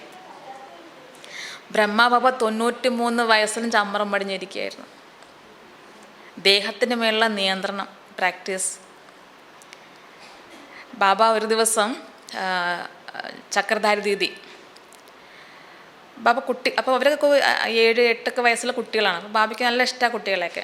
കുട്ടികളെ കൊണ്ടൊക്കെ എന്ത് ചെയ്യിപ്പിക്കും. കുട്ടികളിങ്ങനെ ബാബ ആകെ കുറച്ച് മുടിയേ ഉള്ളൂ, അത് TV വയ്ക്കുന്ന സമയത്ത് ദാദിമാർ കുട്ടികൾ വന്നു കഴിഞ്ഞാൽ ഹുസൈൻ കാ ഘോഡ ഹെ, അപ്പോൾ ഹുസൈൻ്റെ കുതിരയാണത്. ഹുസൈൻ ബാബ ഇത് കുതിരയാണ്, ഈ മുടി ഒന്ന് ചീവി വെച്ചേ എന്ന് പറഞ്ഞാൽ ബാബ ഇത് കൊടുക്കും, ചീപ്പ് കൊടുക്കും. അപ്പോൾ ബാബ അവരത് ചീവി കൊടുക്കും. അത് തമാശയായിട്ട്. അപ്പോൾ ഒരു ദിവസം ഈ ദീദി പോയ സമയത്ത് ഉള്ളിലിങ്ങനെ ചെറുതായിട്ട് സൗണ്ട്, അനങ്ങുന്ന സൗണ്ട്. അപ്പം നോക്കിയപ്പോൾ കണ്ടത് ബാബ ഡാൻസ് കളിക്കുകയാണ്. 90-93 വയസ്സുള്ള അപ്പൂപ്പൻ ഡാൻസ് കളിക്കുന്നു. എന്ത് പറയുന്നത്, ഞാൻ വിഷ്ണു ബനുങ്ക, ഞാൻ വിഷ്ണുവാകുമെന്ന് പറഞ്ഞ് ഡാൻസ് കളിച്ചുകൊണ്ടിരിക്കുകയാണ്. അപ്പോൾ ഈ കുട്ടി ചെന്നപ്പോൾ പറഞ്ഞു, അപ്പോൾ പിന്നെ ബാബ പറഞ്ഞു, ഞാൻ വിഷ്ണു ആവില്ലേ, അതിൻ്റെ ലഹരിയാണ്, അതിൻ്റെ ഡാൻസാന്ന് പറഞ്ഞു. സത്യം പറഞ്ഞാൽ നമുക്കത് കേട്ടങ്ങ് ശീലമായിപ്പോയി. നിങ്ങൾ ദേവതയാകും, നിങ്ങൾ നാരായണനാകും അല്ലേ, നിങ്ങൾ ലക്ഷ്മിയാകും എന്നൊക്കെ പറഞ്ഞു. എത്രമാത്രം ഹൈ ലെവലിലൊരു പദവിയാണത്. അമ്പലത്തിൽ പോയിട്ട് വിഷ്ണു ഭഗവാനെ കാണുമ്പോൾ, കൃഷ്ണനെ കാണുമ്പോൾ, നാരായണനെ കാണുമ്പോൾ, ലക്ഷ്മി ദേവി കാണുമ്പോൾ നമ്മൾ എന്തുമാത്രം ഇല്ലേ ഫീലിംഗ് അനുഭവിച്ചിരുന്നു. ഭഗവാൻ, ഭഗവതി, ഞാൻ അതാകാൻ പോവുകയാണ്, അല്ലെങ്കിൽ മറ്റൊരു ദേവിയാകാൻ പോവുകയാണ്. അപ്പം ഞാൻ ആരാണ്? ബ്രഹ്മബാബ എപ്പോഴും ചെയ്തിരുന്നത് വിഷ്ണുവിൻ്റെ അല്ലെങ്കിൽ നാരായണൻ്റെ പൂജ ചെയ്തിരുന്നു. ഗീത വായിച്ച് ഭഗവാൻ കൃഷ്ണൻ എന്ന് പറഞ്ഞുകൊണ്ടിരുന്ന ആള് ഒരു ദിവസം പറയാം, നീ തന്നെയാണ് കൃഷ്ണൻ എന്ന് പറയുമ്പോൾ ഉണ്ടാകുന്ന ഒരു ഫീലിങ്സ് ഉണ്ടല്ലോ, അത് നമുക്ക് ആ ഫീലിങ്സ് ഒക്കെ പോയി. ഇപ്പോൾ സത്യം പറഞ്ഞാൽ അത് വളരെ വലിയൊരു കാര്യമാണ്. നിൻ്റെ നിൻ്റെ ഇഷ്ടദേവൻ എന്ന് പറയുന്നത് നീ തന്നെയാണ്, വേറെ ആരുമല്ല എന്ന് പറഞ്ഞ ആ ഒരവസ്ഥ, ലഹരി ബാബയ്ക്ക് അതിന് കയറി. നമുക്കതും കയറുന്നില്ല ഇതുവരെയായിട്ടും അല്ലേ. ഞാൻ ദേവിയാകും ലക്ഷ്മിയാകും എന്ന് പറയുന്നല്ല, അത് ആ ലഹരിയും കയറിയിട്ടില്ല നമുക്ക് ആർക്കും, പറയുന്നത് മാത്രമേ ഉള്ളൂ. പക്ഷേ ബാബയ്ക്ക് അങ്ങനെയല്ല, കാരണം ബാബ സാക്ഷാത്കാരം കണ്ടിട്ടുണ്ട്. പിന്നെ ഭഗവാൻ അതിൻ്റെ ഉള്ളിൽ വരുന്നത് പറയുമ്പോൾ ഒരു പ്രത്യേക ഫീലിംഗ് ഉണ്ടാവും, എനർജി വരുമല്ലോ. അതുകൊണ്ട് ബാബയ്ക്ക് സത്യമായിട്ടും ഉണ്ടായിരുന്നു ഞാനാണ് വിഷ്ണുവാകുന്നത്, നാരായണനാകുന്നത് എന്നുള്ള കയറിയിരിക്കുക ലഹരി. അതുകൊണ്ടാണ് ഡാൻസ് ചെയ്യാൻ പറ്റുന്നത്. നിങ്ങളെപ്പോഴും അല്ലെങ്കിൽ നമ്മളെപ്പോഴും ഡാൻസ് ചെയ്തിട്ടുണ്ട്. ഞാൻ ദേവിയാകുന്ന പറഞ്ഞ് ഡാൻസ് ചെയ്തിട്ടുണ്ടോ ടീച്ചറെ? ഉണ്ടോ? ആവുമെങ്കിൽ ആവും, ഇല്ലെങ്കിൽ വേണ്ട, ഇല്ലേ? കഴിഞ്ഞ കൽപ്പത്തിലായിട്ടുണ്ടെങ്കിൽ ആകും, അല്ലേ? ഡ്രാമയിലുണ്ടെങ്കിൽ ആകും എന്നാണ് നമ്മുടെ അവസ്ഥ, അല്ലേ? ബ്രഹ്മ അവിടെ ഞാനാകും. ഞാനോ? ഞാൻ എങ്ങനെ ആകാനാ? ഞാൻ കല്യാണം കഴിച്ചുള്ള സാധാരണ ഗൃഹസ്ഥനല്ലേ, അല്ലേ? കുമാരൻ കൂടി അല്ലല്ലോ എന്ന് ചിന്തിച്ചു ബാബ. ഭഗവാൻ പറഞ്ഞു ഓക്കെ, സമ്മതിച്ചു. നമ്മളാണെങ്കിലോ, നമ്മൾ പാവം ഗൃഹസ്ഥിയല്ലേ, നമ്മളെ കൊണ്ട് എങ്ങനെ പറ്റാനാ? ബ്രഹ്മാവും ഗൃഹസ്ഥിയായിരുന്നു. ബാബയ്ക്ക് ഇത് പെട്ടെന്ന് ക്യാച്ചായി, നമുക്കോ കുറച്ചൊരു ബുദ്ധിമുട്ട്. അപ്പം അതുകൊണ്ട് തന്നെ ആ ഒരു നിശ്ചയം ഉണ്ടെങ്കിലേ ലഹരി ഉണ്ടാകും. അപ്പം നോക്കണം എൻ്റെ ലഹരി എത്രയുണ്ട്. ബാബയെ പോലെ ലഹരി ഉണ്ടെങ്കിൽ ബാബയെ പോലെ സമാനമാകാം, ബാബയ്ക്ക് സമാനമാകാം. ആ ലഹരിയൊന്നും നമുക്ക് ശരിക്കും കാണുന്നില്ല. അതേപോലെ ബാബയ്ക്ക് ഭയങ്കര എന്താ പറയുക, സഹാനുഭൂതി. ഈ സന്യാസത്തിലൊക്കെ പറയും, അല്ലെങ്കിൽ ഭക്തിയിൽ പറയും, ഓരോ ജീവികളോടും നമുക്ക് സ്നേഹമാണ്. ഉറുമ്പിനെ കൊല്ലരുത്, ഉറുമ്പിനെ സ്നേഹിക്കണം. കാരണം ഭഗവാന്റെ സൃഷ്ടിയാണ്, അവരെ വെറുക്കേണ്ട, പേടിക്കേണ്ട, ദൂരെയാക്കേണ്ട ആവശ്യമൊന്നുമില്ല. എല്ലാം നമ്മളെപ്പോലത്തെ ദൈവത്തിൻ്റെ സൃഷ്ടിയാണ് അതും എന്ന്. അപ്പോൾ ഞാനങ്ങനെ പണ്ടൊക്കെ ബുക്കുകൾ വായിക്കുന്ന സമയത്തിൽ കാണും, ഒരു ജീവിയെയും വെറുക്കുക അല്ലെങ്കിൽ അറപ്പ് കാണിക്കരുത്, അതും ദൈവത്തിൻ്റെ സൃഷ്ടിയാണ് എന്ന്. അപ്പോൾ ഞാൻ പിന്നെ അങ്ങനെ പതിയൊക്കെ ചെയ്യും. കുറുമ്പ് കടിച്ചാൽ പിന്നെ അവിടെ കൈ കൊണ്ട് ചൊറിയില്ല, ചൊറിഞ്ഞാൽ പിന്നെ കൂടുകയും ചെയ്യും, സാറില്ല പോട്ടെ. കൊതുക് കടിച്ചാൽ പതിയെ പിന്നെ പറത്തി വിടുമല്ലോ, അടിക്കില്ലായിരുന്നു. അങ്ങനെയൊക്കെ ഭക്തിയിൽ പ്രാക്ടീസ് ചെയ്യായിരുന്നു. അതൊക്കെ വായിച്ചതിൻ്റെ ഒരു റിസൾട്ടായിട്ട് കുറച്ച് കാലം. പിന്നെ പഴുതാരൊക്കെ പോയി കഴിഞ്ഞാൽ ഞാൻ ഉപദ്രവിക്കില്ല, അത് പതിയെ പൊക്കോട്ടെ, സാരല്ല എന്ന് പറഞ്ഞിട്ട് ഞാൻ അതിനെ വിടുമായിരുന്നു. ഒരു ദിവസം ബ്രഹ്മബാബ പാണ്ഡഭവനിലെ മുറ്റുണ്ടല്ലോ, അപ്പോൾ അവിടെ നിൽക്കുകയായിരുന്നു. ബാബ എല്ലാ ദിവസവും അമൃതവേള യോഗം കഴിഞ്ഞാൽ പുറത്തിറങ്ങി നിൽക്കും. അപ്പോൾ എല്ലാ ദീദിമാരും ദാദിമാരെല്ലാം മുന്നിൽ പോയി നിൽക്കും. അപ്പോൾ ബാബ അവർക്ക് അവിടെ ചെറിയൊരു ഉയർച്ചയുണ്ടല്ലോ ആ ഭാഗത്ത്, മുറ്റത്തിൻ്റെ ആ സൈഡിൽ. അപ്പോൾ അവിടെ നിന്നുകൊണ്ട് എല്ലാവർക്കും ബാബ ദൃഷ്ടി കൊടുക്കുമായിരുന്നു. അപ്പോൾ ഇടയ്ക്കിടയ്ക്ക് ഇങ്ങനെ ആ ഭാഗത്ത് നിൽക്കാറുണ്ട്. ഒരു ദിവസം ബാബയുടെ കാലിലൊരു പാമ്പ് കയറി. പാമ്പ് കാലിൽ ചുറ്റി. നമ്മളെന്ത് ചെയ്യും? പ്രകൃതിപതികൾ എന്ത് ചെയ്യും? പ്രകൃതി ജീത്ത് എന്ത് ചെയ്യും? ഒരു കോക്രോച്ച് മോളിൽ നിന്ന് പറന്നിട്ട് ഇവിടെ വന്നാൽ എന്ത് ചെയ്യും? നിലവിളിക്കും, അല്ലേ? ഒരു പല്ലി നേരെ ഇവിടെ വന്ന് വീണാനെന്ത് പറയും? അയ്യോ അപശകുനം. ആദ്യം അലറി വിളിക്കും, പിന്നെ അതിന് തട്ടി മാറ്റും, പിന്നെ പറയും എന്തോ ഒരു അപശം, ഇത് മോള് കയറുന്നുണ്ടോ നോക്കിക്കൊണ്ടിരിക്കുന്ന അവള്, അല്ലേ? നാശമുണ്ടാകും, പേടിക്കും, ഇല്ലേ? പിന്നെ ഒരു പാമ്പാണെങ്കിലോ, പാമ്പിനെ കണ്ടാലോ, ബ്രഹ്മബാബയുടെ കാലിൽ പാമ്പ് കയറിയപ്പോൾ ഇല്ലെല്ലാം ഓടി വന്നു. അയ്യോ ഇനി എന്ത് ചെയ്യും? ഒരാൾ വടി കൊണ്ട് വന്നു, പലതും ചെയ്തു. ഒരാൾ കുപ്പി കൊണ്ട് വന്നു അതിനെ പിടിച്ചിട്ടിടാനൊക്കെ ആയിട്ട്. ബാബ പറഞ്ഞു ഒന്നും വേണ്ട. ബാബ മിണ്ടാതെ അവിടെ നിന്നു. കുറച്ച് കഴിഞ്ഞപ്പോൾ പിണ്ടാതെ അത് ഇറങ്ങി പോവുകയും ചെയ്തു. ഇതിലും നമുക്ക് സമാനാകണം. ബാബയുടെ ആ ഉയർന്ന അവസ്ഥ, ഇതെല്ലാം നമ്മൾ ബാബയുടെ പല കാര്യം കേൾക്കാറുണ്ട്. പക്ഷേ ആ കാര്യങ്ങളൊക്കെ എൻ്റെ ലൈഫിൽ വന്നാൽ എനിക്കത് ചെയ്യാൻ പറ്റുമോ? എന്നാലേ സമാനമാവുള്ളൂ, ഇല്ലേ? നിർഭയമായിരിക്കേണ്ട ആവശ്യമുണ്ട്. പിന്നെ ഞാൻ ചെയ്തു എന്നുള്ള ചിന്ത, ചെയ്തെല്ലാം ഞാനാണ്, പക്ഷെ ഞാൻ ചെയ്തിട്ടില്ല. ആരാ ചെയ്തത്? ബാബ ചെയ്തതാണ്, വേറെ ആരോ ചെയ്താണ്. ആ രീതിയിൽ അതിനെ ഉപേക്ഷിക്കാനുള്ള ആ ത്യാഗം, എൻ്റെ പരിശ്രമത്തെ ഞാൻ ത്യാഗം ചെയ്യുക, അത് ചെയ്യാൻ പറ്റുമോ? അപ്പം ഇങ്ങനെയൊക്കെയുള്ള കാര്യങ്ങളുണ്ടെങ്കിൽ മാത്രമാണ് നമുക്ക് ബാബയ്ക്ക് സമാനമായിട്ട് മാറാൻ സാധിക്കും എന്ന് പറയുന്നത്. പിന്നൊന്ന് വേറെ പറയുന്നത്, ഞാൻ ചോദിക്കുകയാണ്, ഡോക്ടറെ എന്നെ കണ്ട എന്തുമാത്രം പുരുഷാർത്ഥം ചെയ്യുന്നുണ്ടെന്ന് മനസ്സിലാക്കാൻ പറ്റുമോ? ഞാൻ എത്രമാത്രം പുരുഷാർത്ഥിയാണ്? പറ്റും. ഞാൻ നല്ല പുരുഷാർത്ഥിയാണോ? അതെ. ഞാൻ ഇത്ര ദിവസമായിട്ട് ബ്രഹ്മബാബ ഒരു ബുക്കും വായിച്ചില്ല. ബ്രഹ്മബാബയുടെ ഇതുണ്ടല്ലേ 18 ദിവസത്തിൻ്റെ, അത് ഞാൻ വായിച്ചിട്ടില്ല. ഞാൻ എക്സ്ട്രാ യോഗം ചെയ്തിട്ടില്ല. അമൃതവള്ളിയിരുന്ന് ചിലപ്പോൾ ഉറങ്ങി തൂങ്ങിയാണ് യോഗം ചെയ്യുന്നത്. പക്ഷെ അവർ പറഞ്ഞു നല്ല യോഗിയാന്ന് പറഞ്ഞു. സത്യം ഇതാണ്. ഞാൻ എക്സ്ട്രാ യോഗം ചെയ്തിട്ടില്ല. അമൃതവള്ളി ഇരിക്കുന്ന യോഗം മാത്രം വൈകുന്നേരം കുറച്ചിരിക്കും. എല്ലാവരും ഇരിക്കുമ്പോൾ ഞാനും ഇരിക്കുന്നല്ലാതെ പ്രത്യേകിച്ച് യാതൊരു പുരുഷാർത്ഥം ചെയ്തിട്ടില്ല. പക്ഷെ എന്നെ കാണുമ്പോൾ നല്ല യോഗ എന്നൊക്കെ തോന്നും. സത്യതൊന്നുമല്ല. നമ്മൾ നമ്മുടെ പുരുഷാർത്ഥത്തിൻ്റെ അവസ്ഥ മറ്റൊരാളോട് പറയാൻ നമുക്ക് പറ്റാറുണ്ടോ? ശ്വേത സിസ്റ്ററെ നല്ല യോഗിയാണല്ലേ, ആ സിസ്റ്റർ ഞാൻ യോഗം ചെയ്യാറുണ്ട്, അങ്ങനെ പറയുമോ? നമ്മൾ ചോദിക്കുകയാണ്, ഇന്ന് അമൃതവള്ളി യോഗം ചെയ്തു. 7 പേരുണ്ടെങ്കിൽ 6 പേര് ചെയ്തിട്ടുണ്ട്. 6 പേരും കൈ ഉയർത്തി. എന്നാൽ ഞാനൊരു കൈ ഉയർത്താം. അല്ലെങ്കിൽ സിസ്റ്റർ ഉപയോഗിക്കുമ്പോൾ ഇവർ 6 പേരുടെ മുന്നിൽ എൻ്റെ പേര് ചീത്തയാവില്ല, അപ്പം ഞാനൊന്ന് ഉയർത്തി. ചിലപ്പോൾ നമ്മൾ അങ്ങനെ ചെയ്യാറുണ്ടോ? എല്ലാവരുടെ മുന്നിൽ, അല്ലെങ്കിൽ നാണക്കേടല്ലേ ഞാൻ മാത്രം ചെയ്യാതിരിക്കുമ്പോൾ അല്ലേ? അപ്പം നമ്മളൊന്ന് വെറുതെ ഇതെങ്ങനെ ആക്കും അല്ലേ? ചെയ്തു ഇല്ല ആരവസ്ഥയിൽ. അതേപോലെ ചാർട്ട് എഴുതാറുണ്ടോ? എന്നും ചാർട്ട് എഴുതാറുണ്ട്. നമ്മളങ്ങനെ ഗ്രൂപ്പിലാണ് പറഞ്ഞു പോവും. സ്വന്തം പുരുഷാർത്ഥം നമുക്ക്, എൻ്റെ പുരുഷാർത്ഥം ശരിയാണോ എന്ന് നമ്മൾ ആരോടെങ്കിലും, ഇപ്പം ഞാൻ 20 വർഷമായി എന്നിരിക്കട്ടെ, ശ്വേതാ സിസ്റ്റർ 5 വർഷമായിട്ടേ ഉള്ളൂ. ഞാൻ ചോദിക്കുക, ശ്വേതാ സിസ്റ്റർ എൻ്റെ പുരുഷാർത്ഥം ശരിയാണോ? ഞാൻ അങ്ങോട്ട് ചോദിക്കുമോ? അവരെന്നോട് ചോദിക്കണം. കാരണം ഞാനല്ലേ വലുത്, ഞാനല്ലേ സീനിയർ അല്ലേ? അവരാണ് നന്നായിട്ട് അമൃതവള്ളി യോഗം ചെയ്യുന്നത്, മുരളി കേൾക്കുന്നത്, വൈകുന്നേരം യോഗം ചെയ്യുന്നത്. ഞാൻ ഇത്ര ദിവസമായിട്ട് യോഗം ശരിക്കും ചെയ്തിട്ടില്ല, മുരളി ശരിക്കും വായിച്ചിട്ടില്ല, പിന്നെ ബാബയുടെ ബുക്ക് വായിച്ചിട്ടില്ല, ബ്രഹ്മബാബയ്ക്ക് വേണ്ടി സ്പെഷ്യൽ യോഗം ചെയ്തിട്ടില്ല. അപ്പം എന്നോട് അവർ ചോദിക്കണം. കാരണം എന്താ, ഞാൻ സീനിയറാണ്, എത്ര വർഷമായി ചെയ്യുന്നൊക്കെ അവരാണ്. ഞാൻ അങ്ങോട്ട് ചോദിക്കാമോ? ചോദിച്ചാൽ എൻ്റെ വില പോവില്ലേ, അതുകൊണ്ട് ചോദിക്കാൻ പാടില്ല.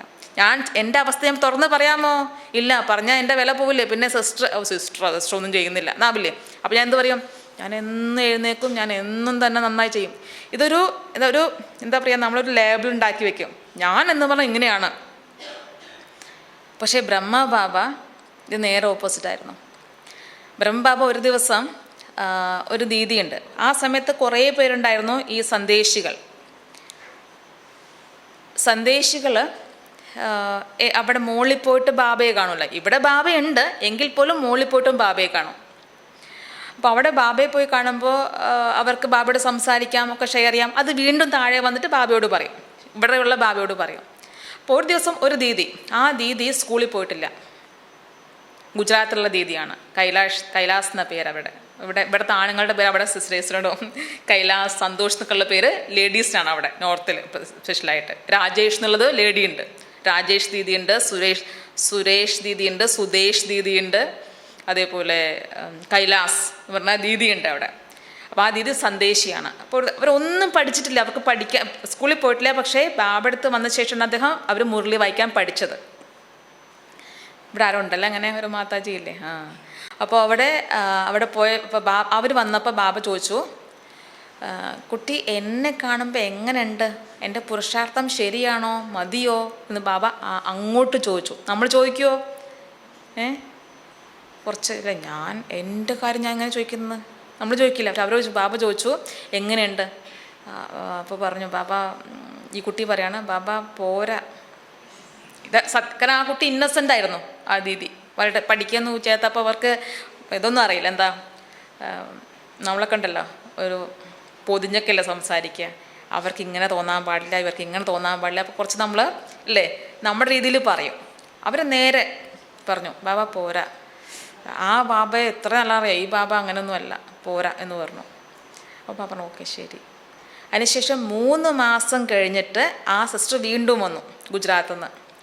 ബാബ ചോദിച്ചു, കുട്ടി ആ ബാബ ഈ ബാബയിൽ നിന്ന് എത്ര വ്യത്യാസമുണ്ട്? അപ്പോൾ അവർ പറഞ്ഞു, ബാബ ഇപ്പോൾ അധികം വ്യത്യാസമില്ല, ആ ബാബയെപ്പോൾ തന്നെ തോന്നുന്നുണ്ട്. അതിന് ശേഷമാണ് 1 മാസം ശേഷം ബാബ ദേഹം വിടുന്നത്. അപ്പോൾ മറ്റുള്ളവരോട് ചോദിച്ചിട്ട് നമ്മൾ പറയും മുഖം ഇല്ലേ എങ്ങനെ വയ്ക്കണം, മുഖം എങ്ങനെ ആയിരിക്കണം, ലക്ഷ്മിയെ പോലുള്ള മുഖം ഉണ്ടാവണം, നാരായണനെ പോലുള്ള മുഖം ഉണ്ടാവണം എന്ന് പറയും. മുഖം എങ്ങനെയാണ് ഇല്ലേ ഉണ്ടാവുമായിരുന്നു നമ്മുടെ മുഖം? ഫുൾ ഡേ എങ്ങനെയായിരിക്കും മുഖം വയ്ക്കാറുള്ളത് നമ്മൾ ഇല്ലേ? സത്യം പറഞ്ഞാൽ എൻ്റെ മുഖം തന്നെ ഫുൾ ഡേ ഏതെല്ലാം അവസ്ഥയിലാണ് ഉണ്ടാവാറുള്ളത്. പറയുന്നത് എന്താ അല്ലേ? ലക്ഷ്മിയെ പോലുള്ള മുഖം, ലക്ഷ്മിയെ പോലുള്ള സ്വഭാവം പോട്ടെ, ലക്ഷ്മിയെ പോലുള്ള മുഖം പോലും നമുക്ക് ഉണ്ടാക്കാൻ പറ്റുന്നില്ല. ഓരോരോ കാര്യം കേൾക്കുമ്പോൾ ഓരോരോ അവസ്ഥയിലാണ് മുഖം വരുന്നത്. അപ്പോൾ സത്യം പറഞ്ഞാൽ ബാബ ബാബയ്ക്ക് ഏത് സമയത്തും ഒരേപോലുള്ള അവസ്ഥയാണ്. ഒരിക്കൽ ബാബ ഒരു ദീദിയെ മധുബനിൽ നിന്ന് പഞ്ചാബിലേക്ക്, നമ്മുടെ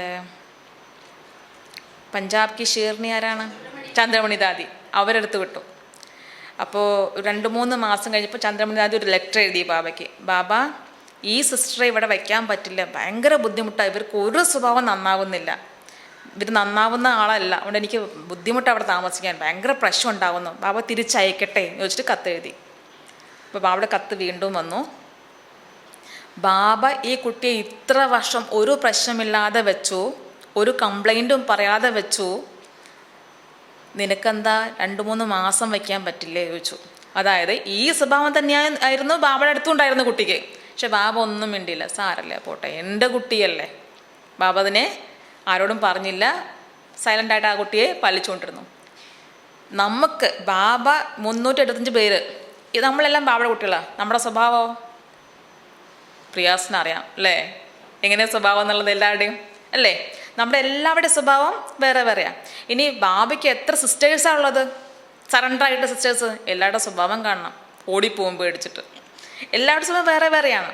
പക്ഷെ ബാബ അങ്ങനെയുള്ള 375 പേരെ ഒന്നിച്ച് ഒരു വീട്ടിൽ താമസിപ്പിച്ചു, ഒരു കംപ്ലൈൻറ്റും പറഞ്ഞില്ല. നമുക്കാണെങ്കിലോ പറ്റുമോ? ബുദ്ധിമുട്ടല്ലേ. അപ്പം അതുകൊണ്ട് നമുക്കങ്ങനെ സഹകരിച്ച് പോവുക, സ്വഭാവത്തെ മനസ്സിലാക്കി പോവുക അല്ലേ, ഇതൊക്കെ ഈസി പറയാനാണ്, പക്ഷെ സാധിക്കില്ല. ബ്രഹ്മബാബ അങ്ങനെയുള്ള 375 പേരിൽ എത്ര പേരുണ്ടായിരിക്കും? ഈ ദാദിമാർ കുറച്ച് പേര് മാത്രമാണ് ഓക്കെ എന്ന് പറഞ്ഞ് ജീവിക്കുന്നത്. ബാക്കി എല്ലാവർക്കും പരസ്പരം അസൂയ ഉണ്ടാവും. നമുക്കില്ലേ അസൂയ? ഇല്ലേ? സിസ്റ്റർ അവരെ എപ്പോഴും വിളിക്കുന്നുണ്ട് അല്ലേ, നമ്മളെന്താ കുറവാണോ, നമ്മളെന്താ സേവ ചെയ്യുന്നില്ലേ? പക്ഷെ സിസ്റ്ററിന് അവരോട് കുറച്ച് കൂടുതൽ സ്നേഹമുണ്ട് ഇല്ലേ. അവിടെ ഉണ്ടായിരിക്കും അതുപോലൊക്കെ തന്നെ.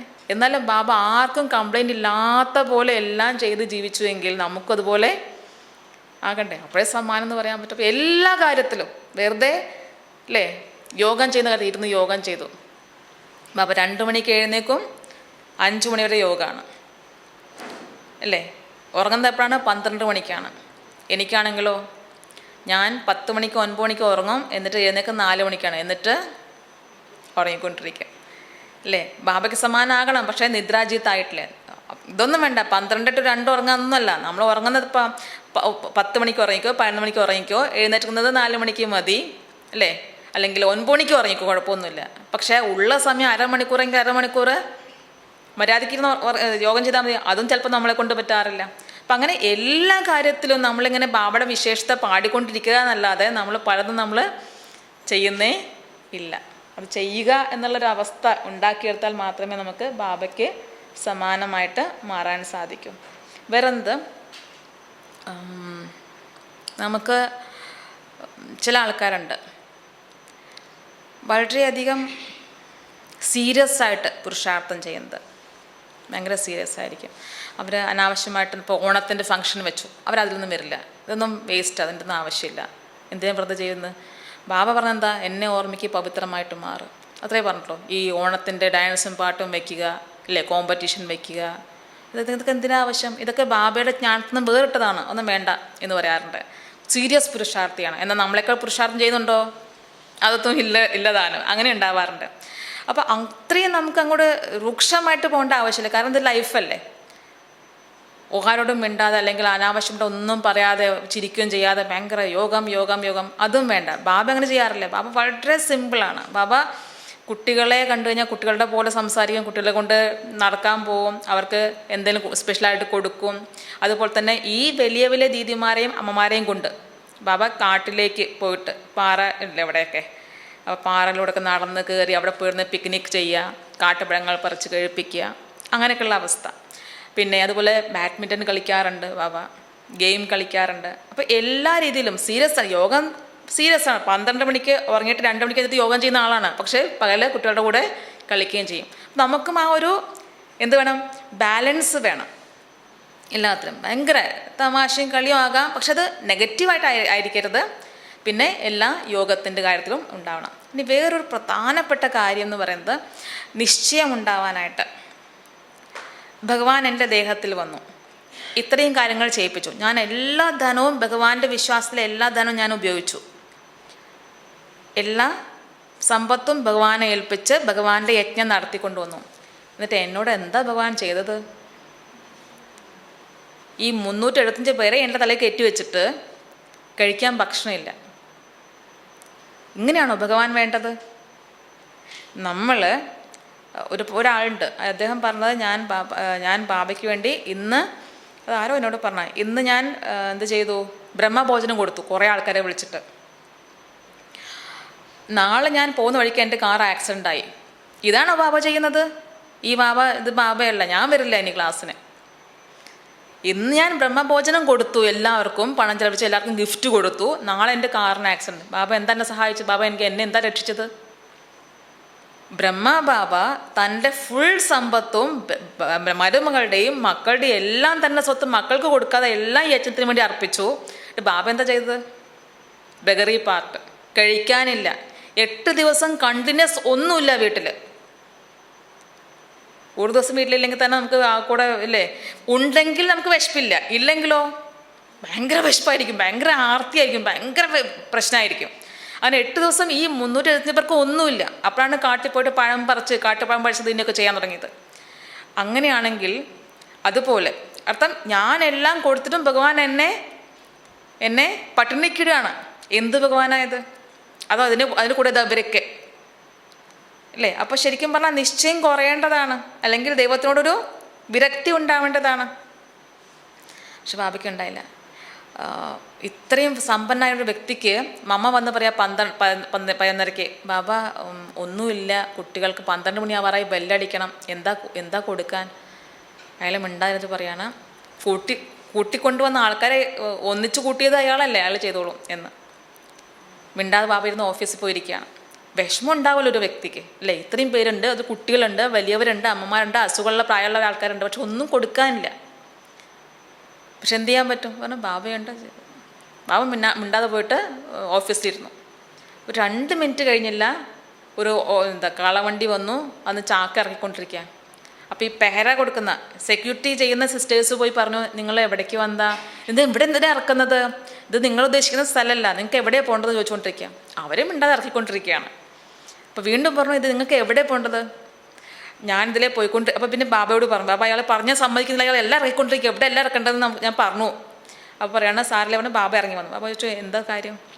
ഞാനിതിലേ പോയിക്കൊണ്ടിരിക്കുകയായിരുന്നു, പക്ഷെ ആരും എന്നോട് പറയാം ഇവിടെ ഇറക്കുമെന്ന് പറഞ്ഞുകൊണ്ടിരിക്കുക, അതുകൊണ്ട് ഞാൻ പിന്നെ ഇവിടെ വന്ന് ഇറക്കിയതാണെന്ന് പറഞ്ഞു.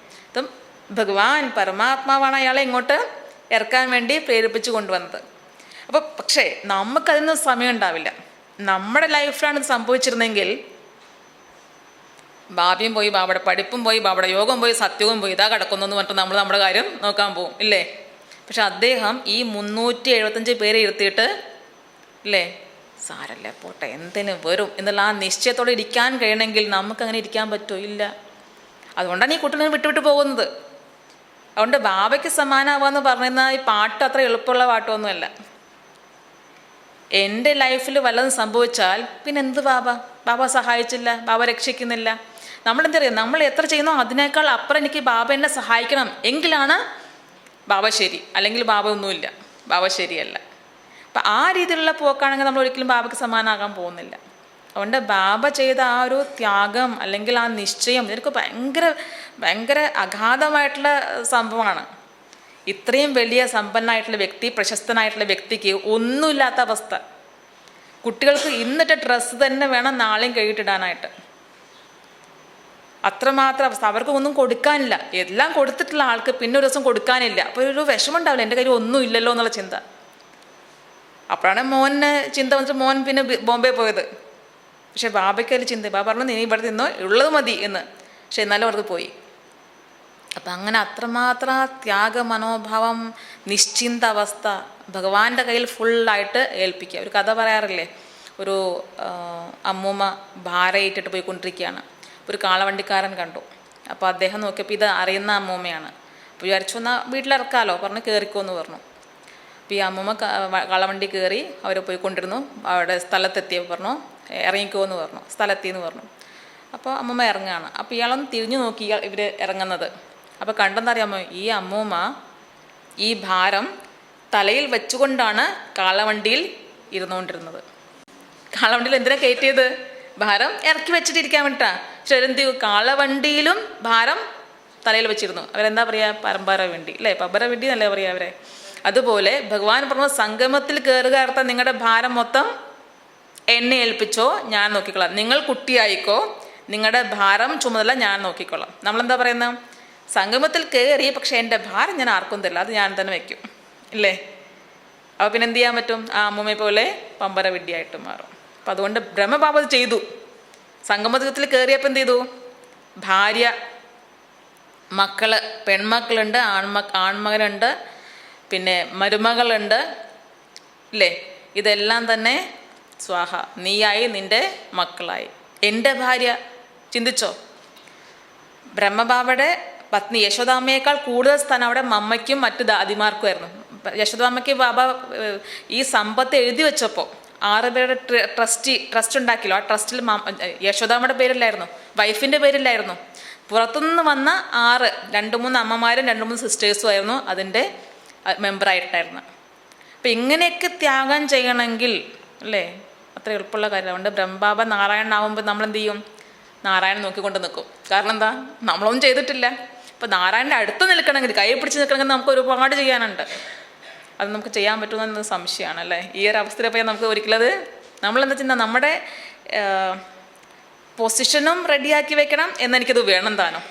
ഞാൻ എൻ്റെ ഒന്നും കൊടുക്കാൻ തയ്യാറല്ല, എങ്ങനെയാണുണ്ടോ അതുപോലെ തന്നെ ഇരിക്കണം. പക്ഷെ അത് എനിക്ക് ഫുൾ കിട്ടണം, അതൊരിക്കലും സാധ്യമല്ല. അതുകൊണ്ട് എല്ലാം സമർപ്പണ ബുദ്ധിയോടെ ജീവിക്കാൻ പറ്റുമെങ്കിൽ നമുക്ക് എവിടെയെങ്കിലൊക്കെ എത്തിച്ചേരാൻ പറ്റും. അതുകൊണ്ട് ബാബയുടെ ഓരോരോ ഗുണങ്ങളും ഇപ്പം ഈ 18 ദിവസം ഓരോന്നോന്നും വന്നുകൊണ്ടിരുന്നു അല്ലേ. അതൊക്കെ വായിച്ചപ്പോൾ എനിക്ക് തോന്നി ഇതൊക്കെ എവിടെ എത്താനാന്നുള്ളത് തോന്നി. എളുപ്പമാണ് ഇതൊക്കെ. ബാബ ജീവിച്ച ആ ഹൈ ലെവലൊരു അവസ്ഥയിലേക്ക് എത്തുക എന്ന് പറഞ്ഞാൽ ഭയങ്കര ബുദ്ധിമുട്ടുള്ള കാര്യമാണ്. അതുകൊണ്ടാണ് നമ്മൾ ചെന്ന് ഡ്രാമയിൽ ഉണ്ടെങ്കിൽ എന്ന് ചിന്തിക്കും അല്ലേ. ഇതൊക്കെ വായിക്കുമ്പോഴാണ് സംശയം ഉണ്ടാകുന്നത്, പറ്റുമോ എന്നുള്ളത്. പക്ഷെ ബാബ പറഞ്ഞാൽ ആർക്ക് വേണമെങ്കിൽ ആകാം. ഇനിയുള്ള സമയത്ത് നമ്മൾ കുറച്ച് 2026 1 വർഷമെങ്കിൽ നമ്മൾ കുറച്ച് നന്നായിട്ടൊന്ന് പ്രയത്നിക്കുകയാണെങ്കിൽ ചിലപ്പോൾ നമ്മുടെ അല്ലേ ഭാഗ്യം വീണ്ടും ഉയർത്താൻ സാധിക്കും. ഈ ഭാഗ്യം കൊണ്ട് സംതൃപ്തി പാടില്ല അല്ലേ. ഇത്രയും മതിയോ പുരുഷാർത്ഥം? പോരല്ലോ, കുറച്ചും കൂടി നന്നായിട്ട് പുരുഷാർത്ഥം ചെയ്യണം. അതേപോലെ തന്നെ ഈ ഒരു ദിവസത്തിൻ്റെ സ്പെഷ്യാലിറ്റി എന്ന് പറയുന്നത് കഥയില്ല ഹിസ്റ്ററിയിൽ പറയുന്നുണ്ട്. ശ്രീരാമകൃഷ്ണ പരമസർക്ക് തൊണ്ടയിൽ ക്യാൻസറായിരുന്നു. അപ്പോൾ ഇവർ ചോദിച്ചു, വിവേകാനന്ദ ചോദിച്ചു, നിങ്ങളുടെ കാളി അമ്മ ഇത് മാറ്റിത്തരില്ലേ? കാരണം കാളിയെ കാണാൻ പറ്റുമായിരുന്നു ഇവർക്ക്, ശ്രീരാമകൃഷ്ണ പരമസർക്ക്. അപ്പോൾ അവർ പറഞ്ഞാൽ മാറ്റിത്തരും, പക്ഷേ മാറ്റി തന്നു കഴിഞ്ഞാൽ പിന്നെ അടുത്ത ഒരു ജന്മം കൂടെ എടുത്ത് എനിക്കതിൻ്റെ ആ അസുഖം വീണ്ടും അനുഭവിക്കേണ്ടി വരും. അതുകൊണ്ട് ഇപ്പം തന്നെ അനുഭവിച്ച് തീർക്കാം എന്ന് പറയുന്നുണ്ട്. അപ്പോൾ അദ്ദേഹം മരിക്കുന്ന സമയത്ത് അദ്ദേഹം ഈ തൊണ്ടയിൽ നിന്ന് കഫം വരില്ലേ, അതുപോലെ കഫം കയ്യിലെടുത്തിട്ട് അത് വിവേകാനന്ദന് കഴിക്കാൻ കൊടുക്കുന്നുണ്ട്. അതിന് കാരണം എന്താ വെച്ചാൽ യോഗി അവസ്ഥയിൽ ഉള്ളിൽ നിന്ന് തലച്ചോറിൽ നിന്ന് ഒരു സാധനം ഇറങ്ങി വരുന്നത് നമ്മൾ പണ്ട് കേട്ടിട്ടുണ്ട്. അത് വന്നു കഴിഞ്ഞാൽ പിന്നെ വിശപ്പുണ്ടാവില്ല. അത് പറയുന്നത് ലാസ്റ്റിലും അതുപോലെ നമ്മൾ നല്ല യോഗി അവസ്ഥയിൽ ഇരിക്കുന്നവർക്ക് ആ ഒരു സംഭവം ഉണ്ടാവും. അത് താഴേക്ക് ഇറങ്ങി വന്നു കഴിഞ്ഞാൽ പിന്നെ വിശപ്പുണ്ടാവില്ല. പിന്നെ വിനാശ സമയത്ത് നമുക്ക് കഴിക്കാനൊന്നും കിട്ടില്ലല്ലോ. അപ്പോൾ കഴിച്ചില്ലെങ്കിൽ നമുക്ക് വിശപ്പും ദാഹമൊന്നും ഉണ്ടാവില്ല എന്നാണ് ഞാൻ കേട്ടിട്ടുള്ളത്. അപ്പോൾ ആ സംഭവമായിരിക്കാം ചിലപ്പോൾ അദ്ദേഹം വായിന്ന് എടുത്തിട്ട് കഴിക്കാൻ കൊടുത്തിട്ടുണ്ടാവുക വിവേകാനന്ദ സ്വാമിക്ക്. കാരണം എന്താ വെച്ചാൽ തൻ്റെ ശക്തി മുഴുവൻ അവർ തൻ്റെ ശിഷ്യന് പകർന്നു കൊടുക്കുകയാണ്. അതുപോലെ ബ്രഹ്മബാബയും തൻ്റെ ഫുൾ ശക്തി, ഇത്രയും ഉയർന്ന ശക്തി, കാരണം ഈ യജ്ഞത്തെ സംരക്ഷിക്കാൻ നിമിത്തമാണെങ്കിൽ പവർ വേണമല്ലോ. അപ്പോൾ അവരെന്ത് ചെയ്തു, അത് മൊത്തം തന്നെ ആർക്ക് കൊടുത്തു? ദാദി പ്രകാശ് മണിക്ക് കൊടുത്തു. കയ്യിലൂടെ കണ്ണുകളിലൂടെ ഫുൾ ട്രാൻസ്ഫർ ചെയ്തു. അപ്പോൾ അവർക്ക് പിന്നെ ആ ശക്തി തിരിച്ചു കിട്ടുക ചെയ്തത്, അവർക്ക് കിട്ടുക ചെയ്തത്. അപ്പം അങ്ങനെയാണ് ഒരു ഇതുണ്ടായത്. ഇതിന് മുൻപ് ഈ ബാബ ദേഹം വിടുന്നതിന് മുൻപായിട്ട് ബാബയ്ക്ക് അറിയാമായിരുന്നു എനിക്ക് പോകേണ്ട സമയം, കാരണം സെയിം ആവാൻ തുടങ്ങിയില്ലേ മുകളിലത്തെ ആളും ഞാനും. മനസ്സിലായി എനിക്ക് പോകേണ്ട സമയമായെന്ന്. അപ്പോൾ ബാബ ദീദി മൻമോഹിനിയാണ് എപ്പോഴും ബാബയുടെ കൂടെ ഉള്ളത്. മൻമോഹിനി ബാബയുടെ റൈറ്റ് ഹാൻഡ് ആയിട്ടുണ്ടായിരുന്ന ദീദി മൻമോഹിനിയാണ്. ആ സമയത്ത് പ്രകാശ് ദാദി ബോംബെയിൽ സേവ ചെയ്യുക സെൻറ്ററിൽ. അപ്പോൾ നമ്മുടെ ജഗദീഷ് ഭായിക്ക് നല്ല അറിവുള്ള ആളാണ്. അദ്ദേഹത്തിന് മനസ്സിലായി ബാബയ്ക്ക് പോകേണ്ട സമയമായി. അപ്പോൾ ജഗദീഷ് ഭായി എന്തോ കാര്യം പറഞ്ഞിട്ട് സേവനാണെന്ന് പറഞ്ഞിട്ട് ബാബയോട് ചോദിച്ചു, ബാബ വരട്ടെ ചോദിച്ചു. പറഞ്ഞു ഇപ്പം ആവശ്യമില്ല, വരണ്ടെന്ന് പറഞ്ഞു. കാരണം ബാബയ്ക്കും അറിയാം ഈ കുട്ടി എന്തിനാ വരുന്ന അറിയാം, വേണ്ടാന്ന് പറഞ്ഞു. അപ്പോൾ പിന്നെ ജഗദീഷ് ഭായി പെർമിഷൻ ഇല്ലാതെ തന്നെ വന്നു. വന്നപ്പോൾ ബാബ ചോദിച്ചു എന്തിനാണ് വന്നതെന്ന് ചോദിച്ചിട്ട് സംസാരിച്ചിട്ട് പറഞ്ഞു, ഒരു കാര്യമുണ്ട്, ഗുജറാത്തിൽ കുറച്ച് സേവ ഉണ്ട്, നീ അങ്ങോട്ട് പോകുമെന്ന് പറഞ്ഞു. അപ്പോൾ ബാബ പറഞ്ഞാൽ പറ്റില്ലെന്ന് പറയാൻ പറ്റില്ല. എന്നെ അട്രാക്റ്റ് ചെയ്യുന്ന ഒരാളും എൻ്റെ കൂടെ ഉണ്ടാകരുത് എന്നുള്ള ആ ഉറപ്പായിരുന്നു ബാബയ്ക്ക്. അതുകൊണ്ട് ബാബ പറഞ്ഞു, നിനക്കിപ്പോൾ സേവയുണ്ട്, നീ അങ്ങോട്ട് പോകുമെന്ന് പറഞ്ഞു. അങ്ങനെ ഗുജറാത്തിലേക്ക് വിട്ടു. ദീദി മൻമോഹിനിയെ അവർ ആ സമയത്ത് കൽക്കട്ടയിലേക്ക് വിട്ടു സേവനത്തിനായിട്ട്. അങ്ങനെ തന്നോട് അടുത്ത എല്ലാവരെയും ബാബ അകറ്റി. നമ്മളെന്ത് ചെയ്യുക, അയ്യോ എനിക്ക് മരിക്കാറായോ, എൻ്റെ മക്കളൊക്കെ വിളിക്കുമെന്ന് പറഞ്ഞുകൊണ്ടിരിക്കും. നമ്മളെ എല്ലാവരും കണ്ടിട്ട് വേണം എനിക്ക് പോകാമെന്ന് ചിന്തിക്കും. ബാബ എന്താ ചെയ്ത്, എല്ലാവരെയും പറഞ്ഞു വിട്ടു. കാരണം കുറച്ചെങ്കിലും മോഹമുള്ളവരെ ബാബ നേരത്തെ പറഞ്ഞു വിട്ടു. അതിനുശേഷം ദാദിയെ ബോംബെന്ന് വിളിച്ചു വരുത്തി. എന്നിട്ട് ദാദിക്ക് 1-2 ദിവസം മുന്നേ അവിടെയുള്ള മധുബനിലുള്ള എല്ലാ സ്റ്റോക്ക്, റൂമുകൾ, സംഭവങ്ങളെല്ലാം കാണിച്ചു കൊടുത്തു, എല്ലാം മനസ്സാക്കി കൊടുത്തു. അതിന് ശേഷമാണ് പിന്നെ രാത്രി ക്ലാസ് കഴിഞ്ഞു. അപ്പോൾ അന്ന് തന്നെ രാവിലെ മുതൽ ബാബയ്ക്ക് വയ്യായിരുന്നു കുറച്ച്. അതിനുശേഷം മുരളി എടുത്തു. അപ്പോൾ എല്ലാ ദിവസവും മുരളി എടുത്ത ശേഷം ബാബയുടെ സ്പെഷ്യാലിറ്റി, നമ്മൾ ഈ അമ്പലത്തിൽ പോയി കഴിഞ്ഞാൽ തിരിഞ്ഞു വരില്ലല്ലോ. ഇപ്പൊക്കെ മാറിപ്പോയി, നമ്മൾ അങ്ങനെ തന്നെ പിന്നോട്ട് വന്നിട്ടാണ് അമ്പലത്തിൽ നിന്ന് പുറത്ത് ഇറങ്ങുന്നത്. ബാബ എന്നും അങ്ങനെ ചെയ്യാറുണ്ട്. മുരളി കഴിഞ്ഞാൽ ബാബ വന്നിരിക്കും, ശിവബാബ വരും, ജ്ഞാനം പറയും, പോയി കഴിഞ്ഞാൽ പിന്നെ തിരിച്ച് ബാബ വരുന്നത് തിരിഞ്ഞേ വരുള്ളൂ, അത് പുറം കാണിച്ച് വരില്ല, അങ്ങനെ തന്നെ ഇറങ്ങിപ്പോകുന്നു. അപ്പോൾ അന്ന് രാത്രി ബാബ ഇറങ്ങി. അതിനുശേഷം ബാബ പറഞ്ഞു, ശരി മക്കളെ വിടാ, ആദ്യമായിട്ട് വിടാ എന്നുള്ള വാക്ക് പറഞ്ഞു. അതിന് ശേഷം പിന്നെ ബാബ നേരെ റൂമിൽ പോയി. അപ്പോൾ ഇങ്ങനെ കിടന്നു. അപ്പോൾ ഉടനെ തന്നെ ദാദിക്ക് മനസ്സിലായി എന്തോ പ്രശ്നമുണ്ട്. അപ്പോൾ ദാദി പ്രകാശ്മണി വേഗം റൂമിൽ പോയി. പറഞ്ഞു കുറച്ച് വേദനയുണ്ട്, കിടക്കായിരുന്നു. അപ്പോൾ ഉടനെ തന്നെ ഒരു ബ്രദറിനെ, ആരാണെന്ന് എനിക്ക് ഓർമ്മയില്ല, സീനിയർ ബ്രദർ, 3 ബ്രദേഴ്സ് ഉണ്ടായിരുന്നല്ലോ. അപ്പോൾ അവരെ വിട്ടു. അവർ സൈക്കിൾ എടുത്തിട്ട് ഡോക്ടറെ വിളിക്കാൻ പോയി. ഡോക്ടർ വന്നപ്പോഴേക്കും ബാബ കൈ പിടിച്ച് കൊടുത്ത് എല്ലാ ശക്തിയും കൊടുത്ത് നേരെ പോയി. അപ്പോൾ ഡോക്ടർ പറഞ്ഞു പോയി എന്ന് പറഞ്ഞു. പിന്നെ ബാബ അതിന് ശേഷം ഇത് 18 രാത്രി സംഭവിച്ചു. അതിനുശേഷം 19 വെച്ച് 20 പിന്നെ സംസ്കാരം ഉണ്ടായത്. ആ സംസ്കരിച്ച സ്ഥലമാണ് എന്ത്, ശാന്തി സ്തംഭം. ഇപ്പോൾ ഉണ്ടാക്കിയിരിക്കുന്ന എന്താണ്, പുതിയവർക്കറിയാമോ? ശാന്തി സ്തംഭത്തിൻ്റെ ഒരു മോഡലാണ്. ഇങ്ങനെയാണ് അവിടെ ബാബയെ സംസ്കരിച്ച ആ സ്ഥലത്താണ് ശാന്തി സ്തംഭം ഉണ്ടാക്കിയിട്ടുള്ളത്. അതിനുശേഷം പിന്നെ ആര് വേണം എന്നുള്ള ചിന്ത വന്നു. അപ്പോൾ ബാബയുടെ മരുമകൾ ബ്രിജേന്ദ്ര ദാദി, അവർ സന്ദേശിയാണ്. അപ്പോൾ അവർ സന്ദേശി ബാബയോട് പോയി ചോദിച്ചു, ഇനി ആരാണ് ഹെഡാകേണ്ടത്. അപ്പോൾ അവർ സന്ദേശം കൊണ്ടുവന്നു. പക്ഷെ ആ സന്ദേശം മരുമകളായതുകൊണ്ട് ഈ ആശ്രമമുള്ള ഒരു ലക്ഷ്യമുണ്ടല്ലോ, ഗുരു പോയാൽ ഗുരുവിൻ്റെ നെക്സ്റ്റ് അല്ലേ, അച്ഛൻ ഗുരുവായിരുന്നു, അയാൾ മരിച്ചാൽ മോനാ പിന്നെ ഗുരു ആവുക. അപ്പോൾ അങ്ങനെ സിസ്റ്റം ഉണ്ടല്ലോ പല സ്ഥലങ്ങളിലും. അപ്പോൾ അതുകൊണ്ട് ചിലർക്ക് സംശയം വന്നതുകൊണ്ട്, അത് ഇഷ്ടപ്പെടാത്തത് കൊണ്ട് പിന്നെ അവർ പറഞ്ഞത് ശ്രദ്ധിക്കാതെ ഗുൾസാർ ദാദിയെ ഇരുത്തിയിട്ട് അവരെ സന്ദേശിയായിട്ട് വിട്ടു. ആ ദാദി എന്താണോ പറഞ്ഞത് അതാണ് പിന്നെ പ്രവർത്തിച്ചത്. മറ്റു ദാദി പറഞ്ഞ തെറ്റായിരുന്നില്ല, പക്ഷേ എങ്കിലും അവരെ കൊണ്ട് വേണ്ട, ഇവരെ കൊണ്ട് ചെയ്യിപ്പിക്കാന്നുള്ളൊരു ഡിസിഷൻ വന്നപ്പോൾ ഇവരെ കൊണ്ട് തന്നെ സന്ദേശം വരുത്തിച്ച് പിന്നെ ദാദി പ്രകാശ്മണിയും ദീദി മൻമോഹിയും ഈ 2 പേരെയും അവിടെ ഹെഡാക്കി വെച്ചു. കാരണം 2 പേർക്കും 2 സ്വഭാവം. ഇവർ ബന്ധുക്കളാണ്. ദാദി പ്രകാശ്മണിൻ്റെ ഒരു ബന്ധുവായിട്ട് വരും ദീദി മൻമോഹിനി. അതുകൊണ്ട് 2 പേരും വളരെ ഒന്നിച്ച്. ദീദി മൻമോഹിനി പ്രഭാഷണം ചെയ്യില്ലായിരുന്നു, പക്ഷേ ഭയങ്കര സ്ട്രിക്റ്റ് ടീച്ചറായിരുന്നു, എല്ലാ നിയമങ്ങളും പാലിപ്പിക്കാനായിട്ട്. ദാദി പ്രകാശ്മണി നന്നായിട്ട് ക്ലാസ് എടുക്കുമായിരുന്നു, പ്രഭാഷണം ചെയ്യായിരുന്നു. അപ്പം അങ്ങനെ അവരെ പിന്നെ ഹെഡാക്കിയിട്ട് ബാബ സ്വന്തം കാര്യം ചെയ്യാൻ പോയി. ഇപ്പോൾ ബാബയെ കാണാൻ പറ്റുന്നുണ്ടോ? ഇപ്പോഴാണ് ബാബ ഏറ്റവും കൂടുതൽ സഹായിക്കുന്നത് ഇപ്പോഴാണ്. കാരണം ആ സമയത്ത് മധുബനിലിരുന്നുകൊണ്ട് കേരളത്തിലേക്ക് ബാബയ്ക്ക് സഹായിക്കണമെങ്കിൽ കാണാൻ പറ്റില്ല, സഹായിക്കാൻ പറ്റില്ല. പക്ഷേ ഇപ്പം മോളിന്ന് എല്ലാവരും കാണാൻ പറ്റും. ഇപ്പം ഏറ്റവും കൂടുതൽ ബാബയുടെ സഹായം ഇപ്പോഴാണ് കിട്ടുന്നത്. ആ സഹായം നമുക്ക് നേടാൻ സാധിച്ചാൽ നമ്മൾ രക്ഷപ്പെട്ടു. പക്ഷേ ഈ ബാബ പറഞ്ഞ എല്ലാ കാര്യങ്ങളും നമുക്ക് ചെയ്യുകയും വേണം. അതുകൊണ്ട് ബാബയ്ക്ക് സമാനം എന്ന് പറയാതെ ഇനി എന്ത് ചെയ്യണം, ബാബയുടെ ഓരോ വിശേഷതകളും എന്നെ കൊണ്ട് അങ്ങനെ പറ്റുന്നുണ്ടോ നോക്കിയിട്ട് വേണം ചാർട്ട് എഴുതിയിട്ട് നന്നാവാനായിട്ട്. നമുക്ക് ചെയ്യാം അല്ലേ? 2026 എന്തെങ്കിലുമൊക്കെ കുറച്ച് ചെയ്ത് നന്നാകാം. റെഡിയല്ലേ രാജേഷ് ഭായ്? നന്നായി കഴിഞ്ഞു അല്ലേ? ആരൊക്കെ നന്നായി കഴിഞ്ഞിട്ടുണ്ട്? ഇവിടെ വന്നിട്ട് ആർക്ക് നന്നായിട്ടുണ്ട്?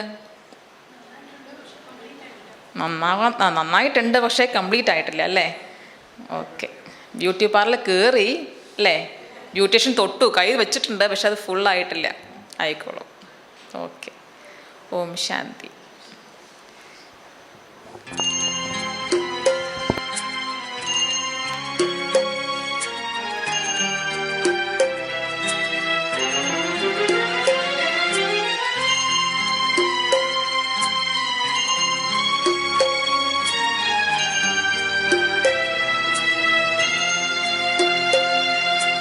ജനുവരി മാസ നിറവിൽ 18-ാം ദിനം വന്നു. ജനുവരി മാസ നിറവിൽ 18-ാം ദിനം വന്നു. സ്മൃതി അവ്യക്ത സ്മൃതി, സ്മൃതി അവ്യക്ത സ്മൃതി, ബ്രഹ്മഭാവ തൻ ദിവ്യ സ്മൃതി. ജനുവരി മാസ നിറവിൽ 18-ാം ദിനം വന്നു.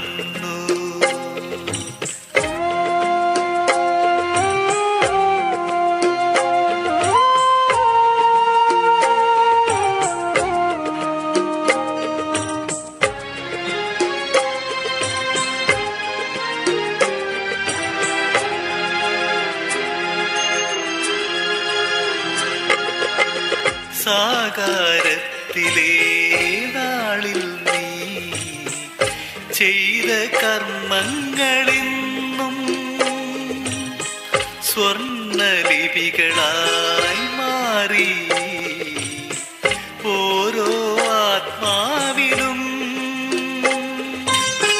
മധുബലിലെ പുൽക്കൊടി ചൊല്ലും നിൻ മഹിമ, ഓരോ മണൽത്തരിയും ചൊല്ലും നിൻ മഹിമകൾ. ജനുവരി മാസ നിറവിൽ 18-ാം ദിനം വന്നു.